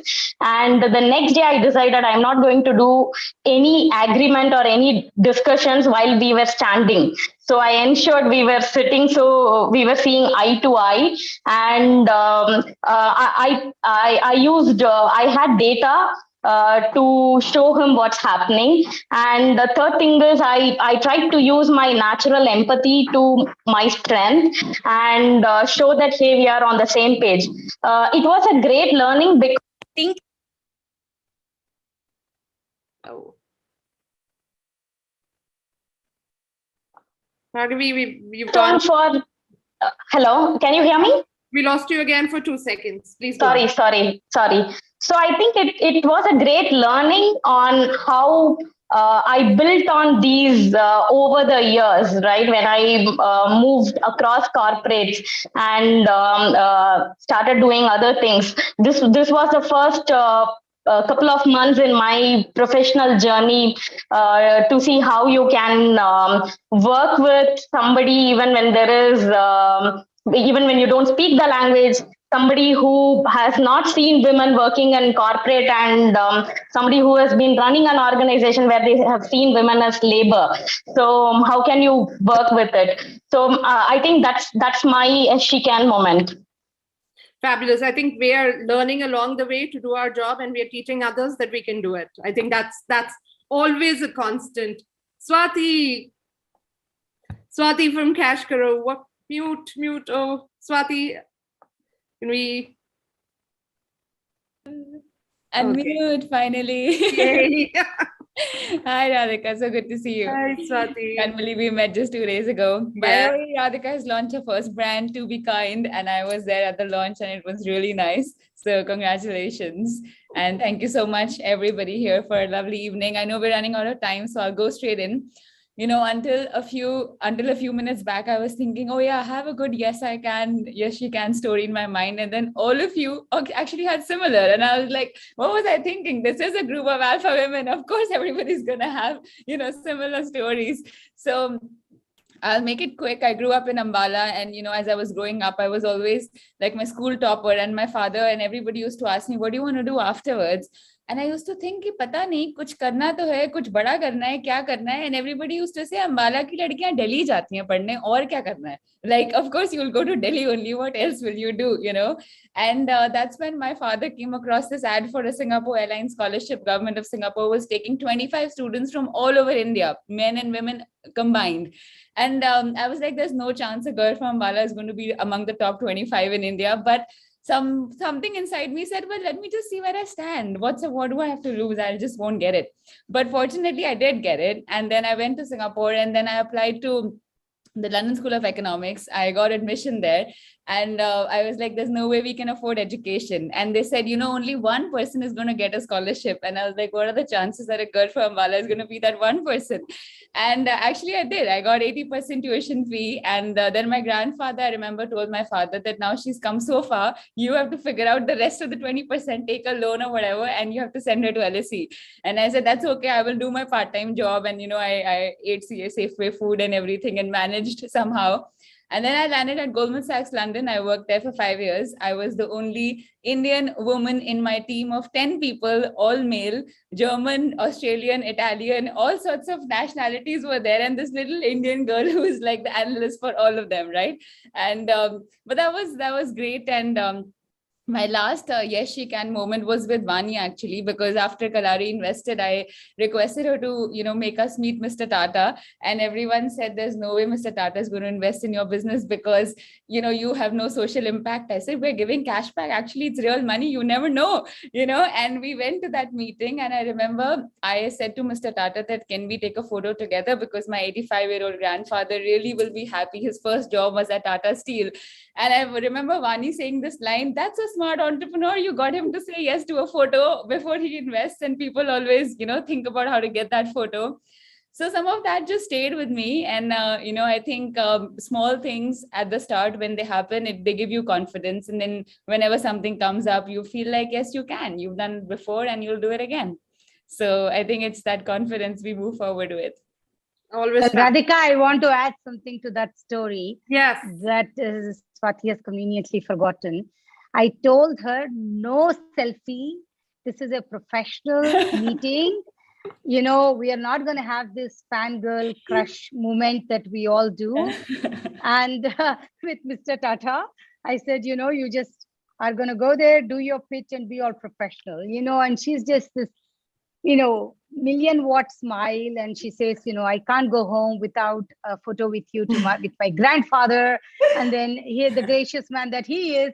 So it didn't matter. I was in that room saying, what just happened? So they shared this, you know, great photo. And then likewise, she asks him, you know, again, yet another yes, she can moment to invest. And he said right away, yes. So what do you have to lose? And ignore your investor, board member, everybody, and do what you want to do. Sorry.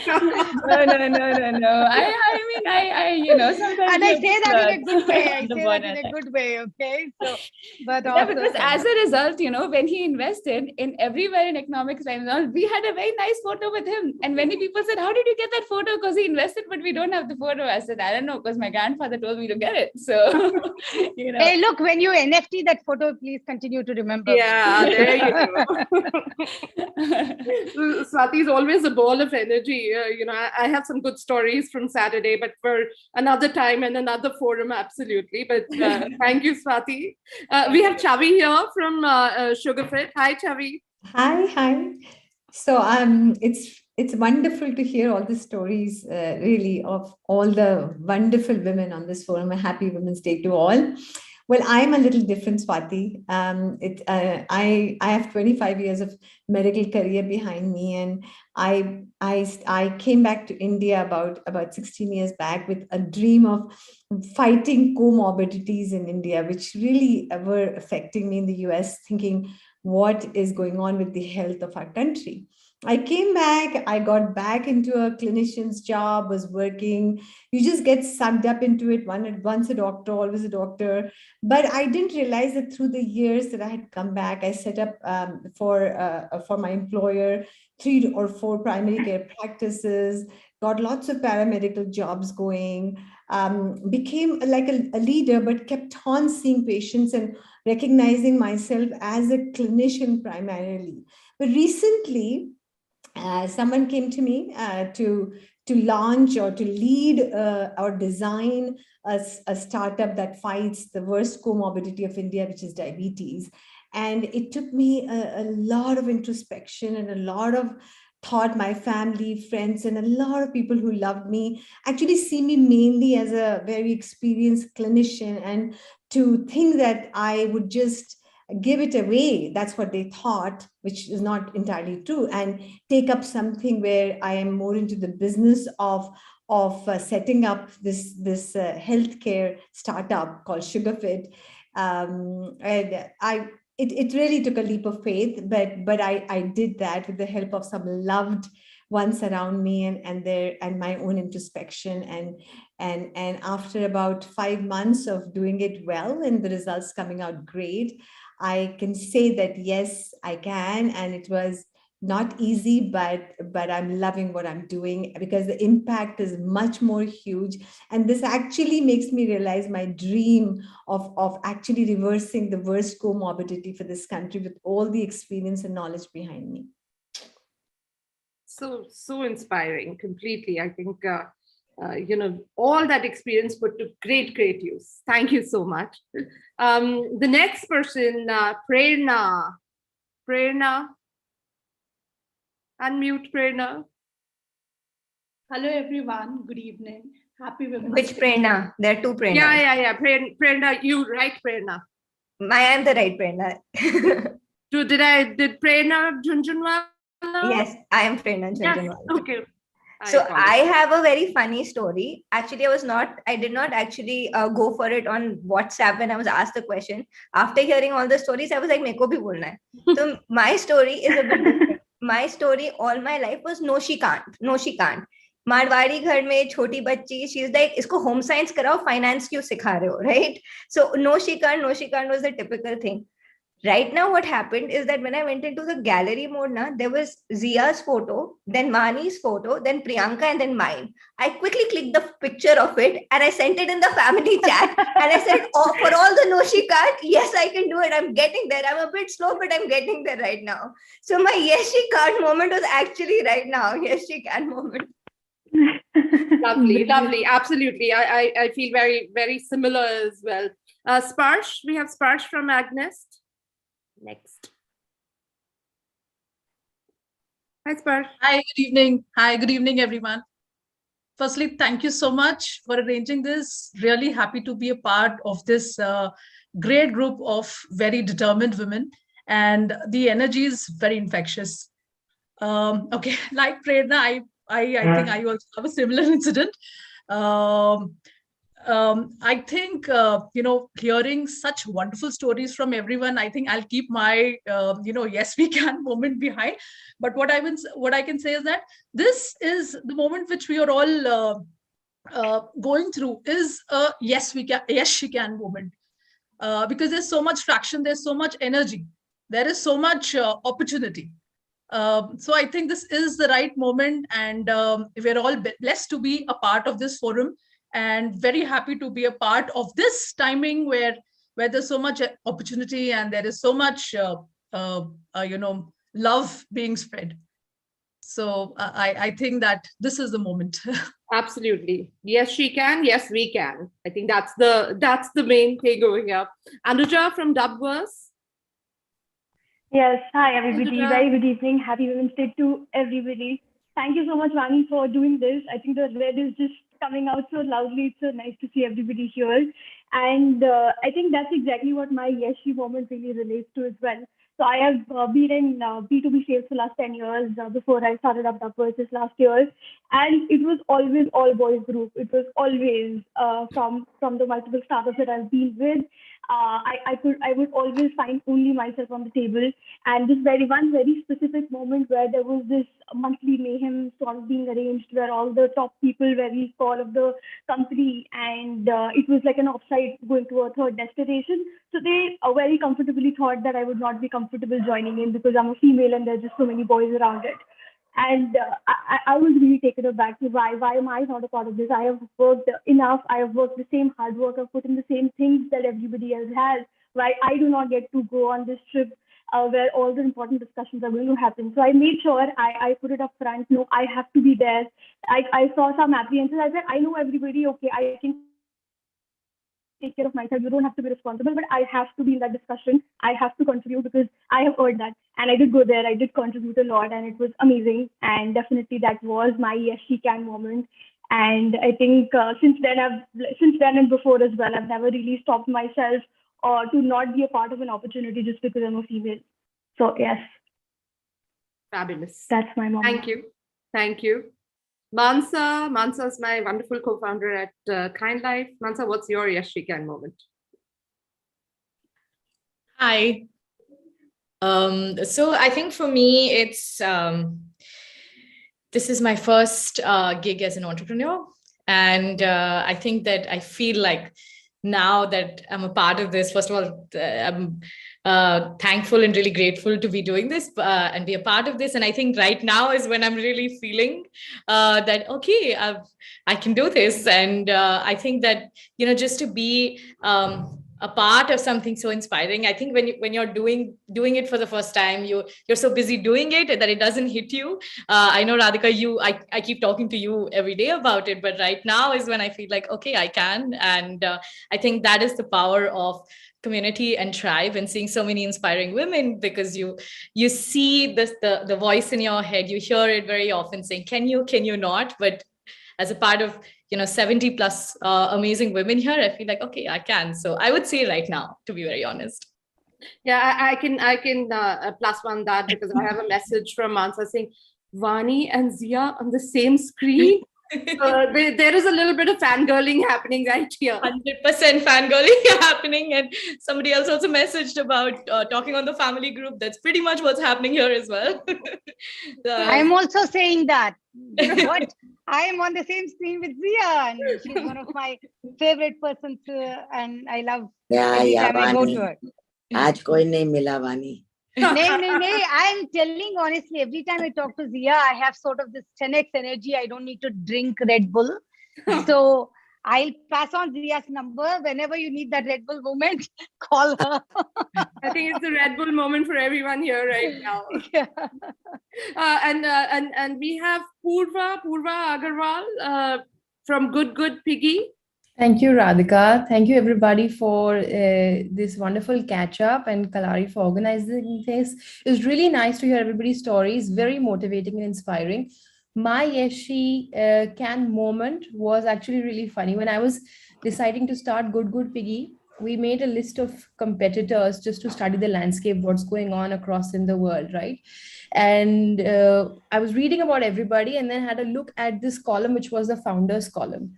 And all of the names that I saw were men, except one lady in UK, Louise Hill, and another one in Mexico, who were in the similar space, in the children banking space. And at that time, I came back to my parents and I said, look, I don't know if I want to be doing this anymore. There's a whole thing where there are no female founders in the children banking space in India. It's such a challenge. All of these oldies who are sitting here and all men, I don't know how it'll turn out. And this is when I think my dad turned around and said, this is all the more reason why you should be breaking that glass ceiling. Go ahead, you'll find more people who will back you up because you're standing up and challenging this space. So that was my yes, she can moment on an Excel sheet when you realize what that landscape is about and how you want to challenge it. Many stories here that I enjoyed listening. And I think it together comes in as a spirit to change what things will be for India. Thank you so much, Purva. Purva sent me a message and she wanted to talk about her Yes She Can moment, and that's always the most inspiring. So before we move on to a really, really fun round, there's so much amazing content that has been coming up about strong women, and I feel many, many huge recommendations that are there. Kanupriya, can we hear your Yes She Can story? And then we go on to play charades with the entire team. Everybody has to be on the edge of their seats for that because there are prizes and gifts all around. Most definitely. Thank you so much, Radhika. I was thinking about it and every moment was very relatable for me. I'm from a relatively conservative family. So while women are supposed to get the top level of education possible, I think that's where you are supposed to limit your ambition. And when I was looking at my undergrad options, I was strictly told that no, you can't go overseas to study. You have to limit yourself to whatever you want to do within the metro cities that we have houses in. Even we have some family members staying there, so you need to live with them as well. And I was a bit disgruntled. So when it came to my master's program, I didn't sort of tell anyone that, I'm applying to universities abroad and I was doing this. And finally, I got into a program at Columbia University. I was the only Indian to be accepted into the program. And that was a point when I was like, okay, now how are you going to say no to something like this? And I worked on figuring out how I could do it, what I could do around being able to even go there without support. And I thought, okay, fine, now I've proven myself, now I'm done, everybody knows that I'm capable of something. And I finished everything. I was working in New York for a while, so fully self-sufficient. Decided to come back to India because I felt like there was a lot of scope here. Came back to India, and surprisingly, I was met with the same attitude. Why do you need to be so ambitious? Just, why do you need to have your own company? Why do you need to look for funding? It's fine to have a clothing startup. That's very acceptable as a woman to have a clothing startup, but to have a clothing startup where you want to scale at this pace and the way that we envisioned it, your ambition is sort of always questioned in a negative light, no matter what you achieve. So everything that CXXO stands for, the validation that it brings to ideas, to ambition of women in whatever segment. I mean, especially as female entrepreneurs starting a clothing company, you're always questioned as are you some Barbie dolls looking to do this? But it's serious business. I feel like women are serious shoppers. It is a serious market, and hats off to Vani and everyone at CXXO to really recognize that as well. So I think it's a constant cycle of validation. There's no one real moment. I think no matter what you do, it's still back to the next question and the next question and the next question. Yes, it truly never ends. But thank you so much, ladies. Thank you all. I would, in another world, I'd say now on to some fun part. But I have to say this was super, super inspiring for me. And I just feel compelled to leave with everyone with one thought. Ambition is not a dirty word. Ambition is not a dirty word. Ambition is not a dirty word. I think I saw Priyanka's statement also that I am ambitious and I'm not ashamed of it. I think ambition is not a dirty word, guys. That's the most important part. We get trolled for it, we get slammed for it, but let's go out there. Thank you so much. Now on to some charades. So who all do we have? So we have, firstly, hats off to the CXXO team, creative people, for coming up with these amazing names. We have two teams. We have Badass Begums, and that is Anuja, Kanupriya, and Mansa. Thank you. You have this here as well. And then we have Damdar Divas. Ooh. Lovely, lovely names. We have Prerna, Sparsh, and Swati. So everybody's played charade, so everybody knows what the rules are. This time around, we've shortlisted a bunch of women-centric movies. So that's a hint in itself. Keep that in mind when you guess the names. And each team is going to get 6 minutes to enact 7 movies. And whichever team gets the audience to be able to guess it in the shortest period of time wins. There are hampers for everyone, including everyone who's guessing. So if you have that glass of wine ready, or the Red Bull, as Vani says, get it out and focus. So which team is going to go first? Badass Begums? Yes, I think. Okay. I have the team with me. I think also, Radhika, just to explain that when the audience is guessing, they can put it into the chat, right? Yes. So Yes. Thank you. Thanks, Vani. So when you're guessing, just put it into the chat. We are keeping track of whoever gets it first. And then we'll quickly move on to the next one. Kanika, you're here and helping me out, right? Yes, Radhika. Okay, great. Are we to look at the chat if they've guessed it right, or is the team doing it? We'll tell you. We'll tell you. Cool. Kanika, is that right? We'll tell them, right? Yes, I'll message you, Radhika. Okay. Okay. Great. Let's start. I'll go first. I have the first movie. I'll start. Yes, you can start. The timer starts now. One word.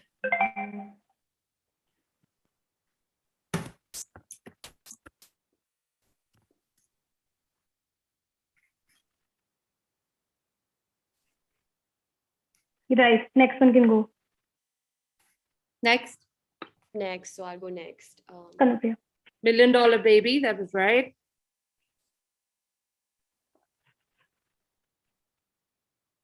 Queen. Yeah, we got it. Yes. Purva got that right. Good. Manasa. Send it to everyone, please, not just direct messages to me. Make sure your messages are going to everyone.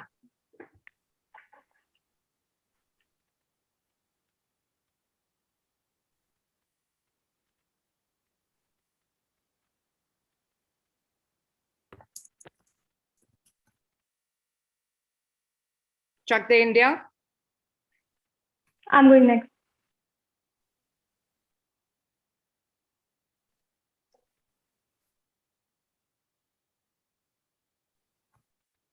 Yes, Lipstick Under My Burqa. They got it right? Yes, right. Yes. Kanupriya.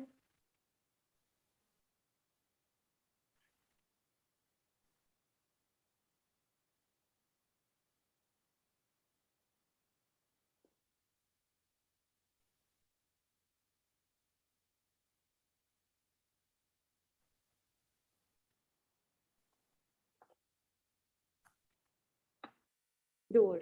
Yeah. Got it. Yes. Door. Manasa.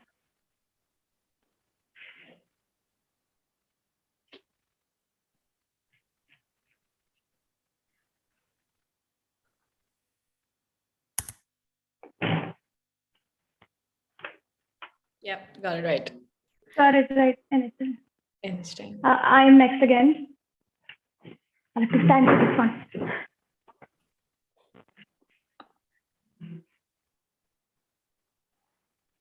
Can you see me?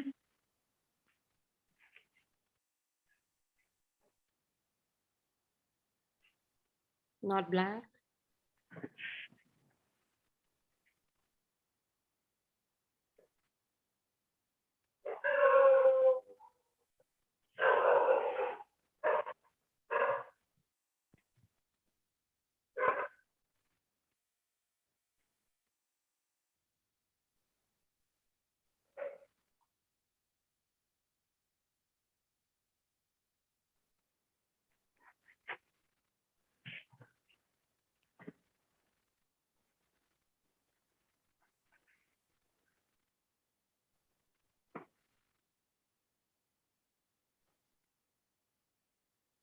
Can I ask help from my team? Anybody can do a better one? Please go ahead.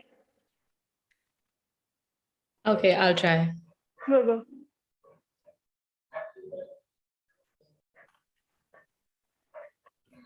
Yeah, they got it. Great. Tahani. Thank you for the help. Yes.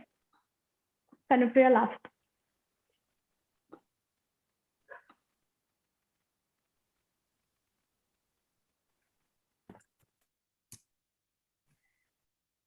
No, I'm going to try again. Close.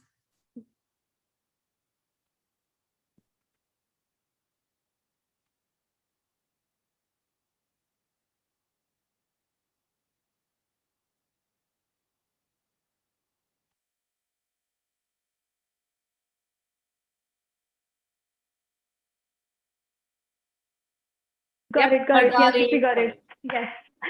Very cool. Thank you so much, guys.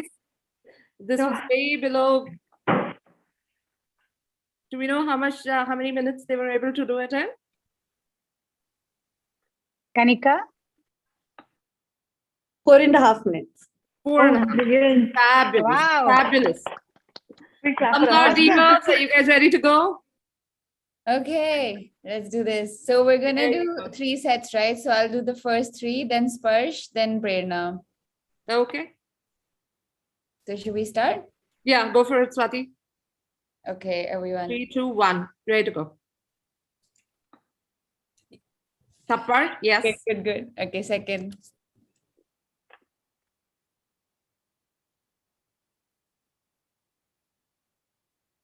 I should mute myself.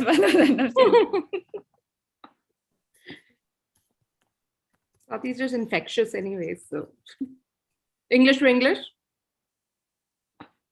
Diksha got it.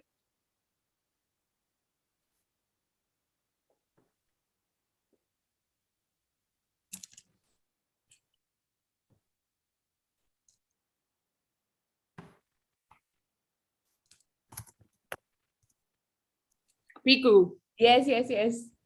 Okay, over to Sparsh. Yeah, okay. Okay, my turn.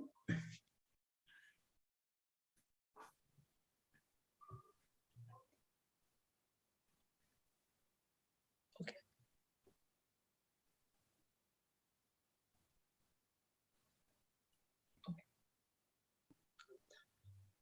Sorry.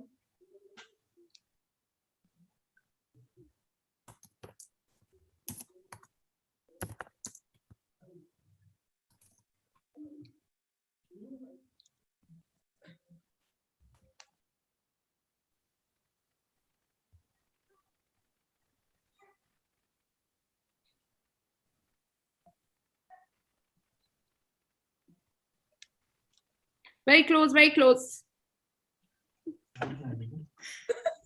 I'm not supposed to give him. This is that funny. Okay, again I go.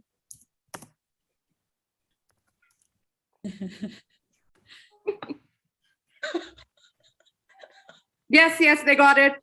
Diksha got it. Thank you. Okay.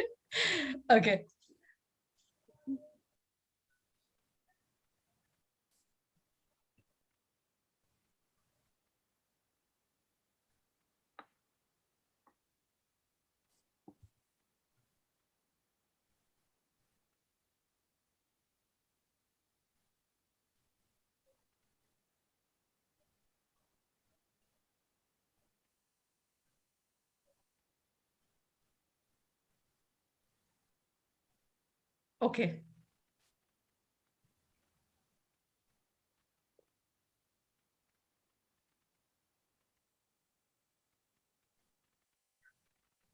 Okay.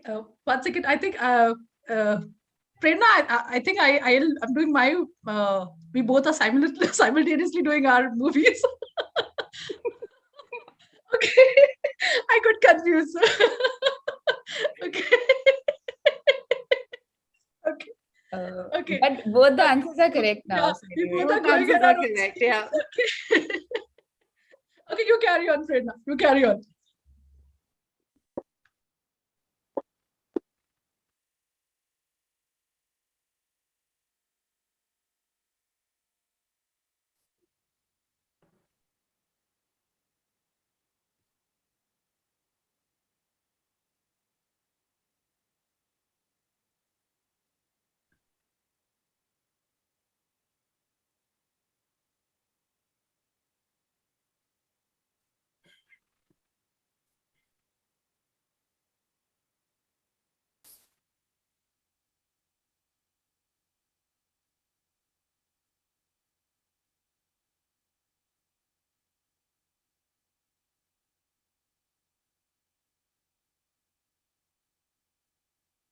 Close, close.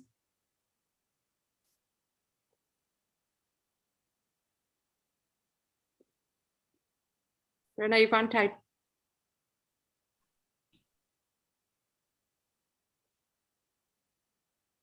Yes, Vani got it. Yes, yes. Did we get them all?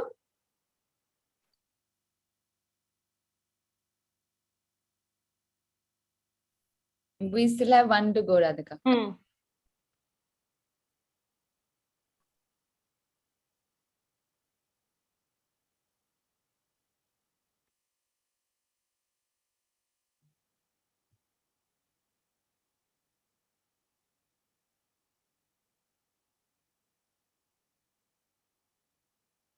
Swati, you want to give it a shot?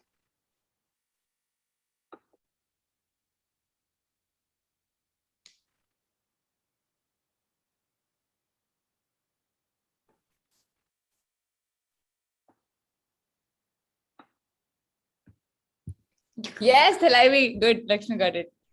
Okay. Oh, thank God. Fabulous. This is so much fun. Kanika, we're waiting for the... Please tell us we were below 4 minutes. 5 minutes, 13 seconds. You didn't time us properly. Cheating. I think that's what happened. Absolutely. But winners all around. Guys, thank you so much for participating in this. This was definitely fun. We have some fabulous good glam hampers for everyone, and my glam hampers for everyone. And not my fault, good glam is in the news all the time. So Priyanka, I hope you're listening. And for everybody in the audience, we have Kind Life vouchers. The team will get back to you, and super excited to having done this, and this was fun. Thank you. And I think we're at the tail end of the entire session. So thank you everyone for being here, for being a part of CXXO. A big, big, big thank you to Vani and the entire CXXO team. I know you all worked tirelessly to get this ready. And it was as much fun and as inspiring as I had thought it would be. You know, as I'm just kind of recapping everything that we heard today, Shraddha was amazing. I've heard her interview, and there was one time I heard a podcast that she'd shared about her life. But today it was more blunt, more honest than I've ever heard her talk about her own life. And she's always inspiring. In my personal journey, she's played a large role and an inspiration all around. Thank you, Vani, for the wonderful interview. Only you can get her on the hot spot. So nicely done for sure. And thank you, Priyanka, for getting all the founders on board and asking them the right questions and listening to all the lovely stories. I personally really enjoyed the Yes She Can stories as well. Breaking the bias, yes she can. Breaking the barrier, ambition is not a dirty word. Having said all of that, we are entrepreneurs. We are not just women entrepreneurs, as we are called, entrepreneurs. We deserve the seats that we have taken at the table, and we should be proud of it. I think that's the most important part over here. We'd also love for you to recommend the CXXO program to any budding women entrepreneurs, friends in your group, in your tribe that you may know, or recommend them to us. Our application forms are available on the website. Or feel free to reach out to any of us that you see here as well, whether it's Swati, Vani, Kanika, any one of us, and we are happy to push that forward as well. And of course, if you have any feedback or questions for us or would like to get in touch with us, the email is cxxo@kalari.com. So no confusion there, KALAARI.com. And once again, thank you so much for everybody to be here. And a big thank you to the CXXO champions. You've all played an important role in my life and many, many other lives. So thank you for doing this. And that's the end of a wonderful, wonderful session. We'll miss you all. This was fun. Time passed by 2 hours very, very quickly, but we'll come back with something badass again. We don't know what that is, but the great team will make that happen. But really, thank you for all the love and support, and couldn't do this. I've been supported by so many of you, and I think this is the best it could be. But if anyone wants to say anything else, please unmute yourself and you're welcome to, share your thoughts. Hi, I am Shalini Goyal. Can I say something? Of course, Shalini. So thank you. This was really great and a lot of fun. Towards the end, it was almost hilarious with all the guesswork happening. I was also participating. But more importantly, I learned today about the quote-unquote imposter syndrome. I thought I was the only one with self-doubts and putting myself down on whether I can do it or not. But I'm enthused to know that this is a real thing. We all go through it, and we all find our ways to cope with it and come out of it. This has been my takeaway from here today. I had my own yes, she can moment, because I felt that there were other people like me as well. So thank you for this. I really, I'm taking away a lot from today's interaction. Thanks. Thanks for joining, Shalini. Hi, Vani. Can I? Yeah, I'm unmuted. Thank you so much, Vani, first of all, for sending invitation. I'm in Kuala Lumpur and the time right now is 9:50 p.m. But I'm not feeling like to log off because I've got a lot of things, a lot of learnings, never give up. I've heard a story of she from last 14 years, she already tried 10 years, into laws and still running the business. So yeah, thank you so much for arranging this wonderful session and looking forward for more session like this, which keeps us motivated as an entrepreneur.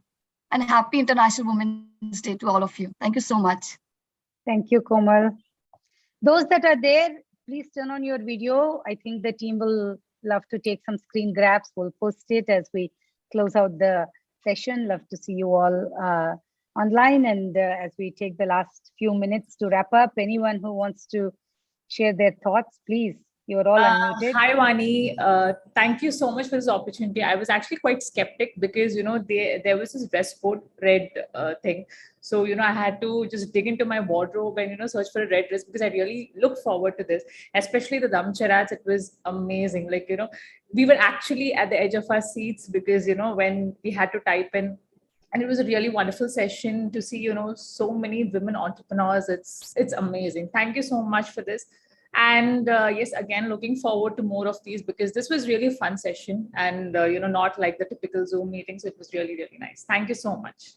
That's great, Noreen. And I know that thanks for joining. And Classic, I think you had your hand raised, but just unmute yourself and say your thing. Hi, Vani and everyone. First of all, thank you so much for organizing such a wonderful session. Most of the times, being an entrepreneur, every day is a challenge and, you get to know that pata nahi aaj kya hoga, you come up with those kind of challenges. And while we were, hearing everyone, it's actually like everyone is sailing the same boat. And this session was so inspiring and, there was so much to learn with fun and really looking forward for a lot much more, even after this. Thank you so much again. Vani, I'd just like to add that, by doing such initiatives, you're also teaching us on how women should support other women. Yeah. This time, for the first time, I thought, why don't I do anything around Women's Day? I've never done it. So we've run this campaign called #NotOrdinary, which is like a Nari in AI. And we ran it for the last 2 weeks on my Instagram and for Kashkaro, where we featured women businesses and their stories. Many of the women here also actually were on it. And you can't believe I have been approached by so many women entrepreneurs who are not on Kashkaro at the moment. So I had no connect with them, but they all want to, come be a part of the community. They want shout outs. They want to come on Kashkaro. Like I've been exposed to so many new people over the last 2 weeks that I feel, so happy that we did this campaign. And I have to thank you because by attending such events, even we are learning on how to pass it on, so thank you for that. For those values also. Awesome, Swati. Hi, Vani. Hi, everyone. I'm so sorry. Sorry, Shraddha, go ahead. I just wanted to say that I have just started out as an entrepreneur. I have dreamt of being one when I was 20. And I'm 24 right now, and I am still dreaming, but I've just started, and this was so inspirational for me. Because, like you're saying that, we've all been on the same boat. It's just inspiring me more to be on that journey and face those challenges and like come out on the other side. And there's a huge opportunity for me. Thank you so much. I never thought I would share a screen with, people like this. I mean, people worship celebrities. I think I worship entrepreneurs, and everyone is on the same page, I guess. So yeah, I just wanted to say that thank you so much for this opportunity. Back to India about 16 years back. Great. Good luck, Shraddha. Harshi? Hi, Vani. Hi, everyone. Again, just echoing back all the messages that we've heard. Thank you so much for this opportunity. It was truly, truly inspiring. I think being women, being girls, being, I think right from teenage, we go through every bias, right? We talk about breaking barriers all the time. We heard it from our families. We hear it from all around us. But I think especially when you get into entrepreneurship, it truly is quite demanding in terms of you feel like you're always at it, but then at the end of the week you feel like, oh my god, what did I do? Probably we haven't done as much as we should, right? And I'm going through that now because I'm a young entrepreneur, and just hearing from all of you, it was truly, truly inspiring. The support system that we get through fellow entrepreneurs, and especially fellow women entrepreneurs, is something that I really, really cherish in the first few months of my young entrepreneurial journey. So thank you so much. And I look forward to being a part of this group and also giving back to the community once, we've established ourselves pretty well too. So thank you so much for this.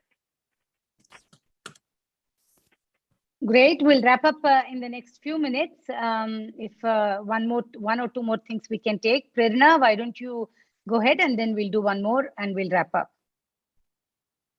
Thank you, Ani. Happy Women's Day to all. I have attended many events on Women's Day in the past, and this is the best one I can say, because in such a short time of 2 hours, there was so much of learning, and they were based on real stories. So it was not like some philosophical discussion. Every story, every entrepreneur was saying was from their own experience, and that actually was a great learning. So thank you for providing this platform and organizing this entire thing. Thank you so much. You're welcome, Prerna. So last one.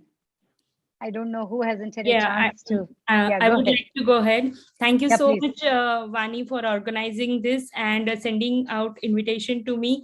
And it was really great to share screen with such amazing women like Priyanka, you, everybody, Shraddha, Swati. It was really wonderful. Thank you so much. Thank you.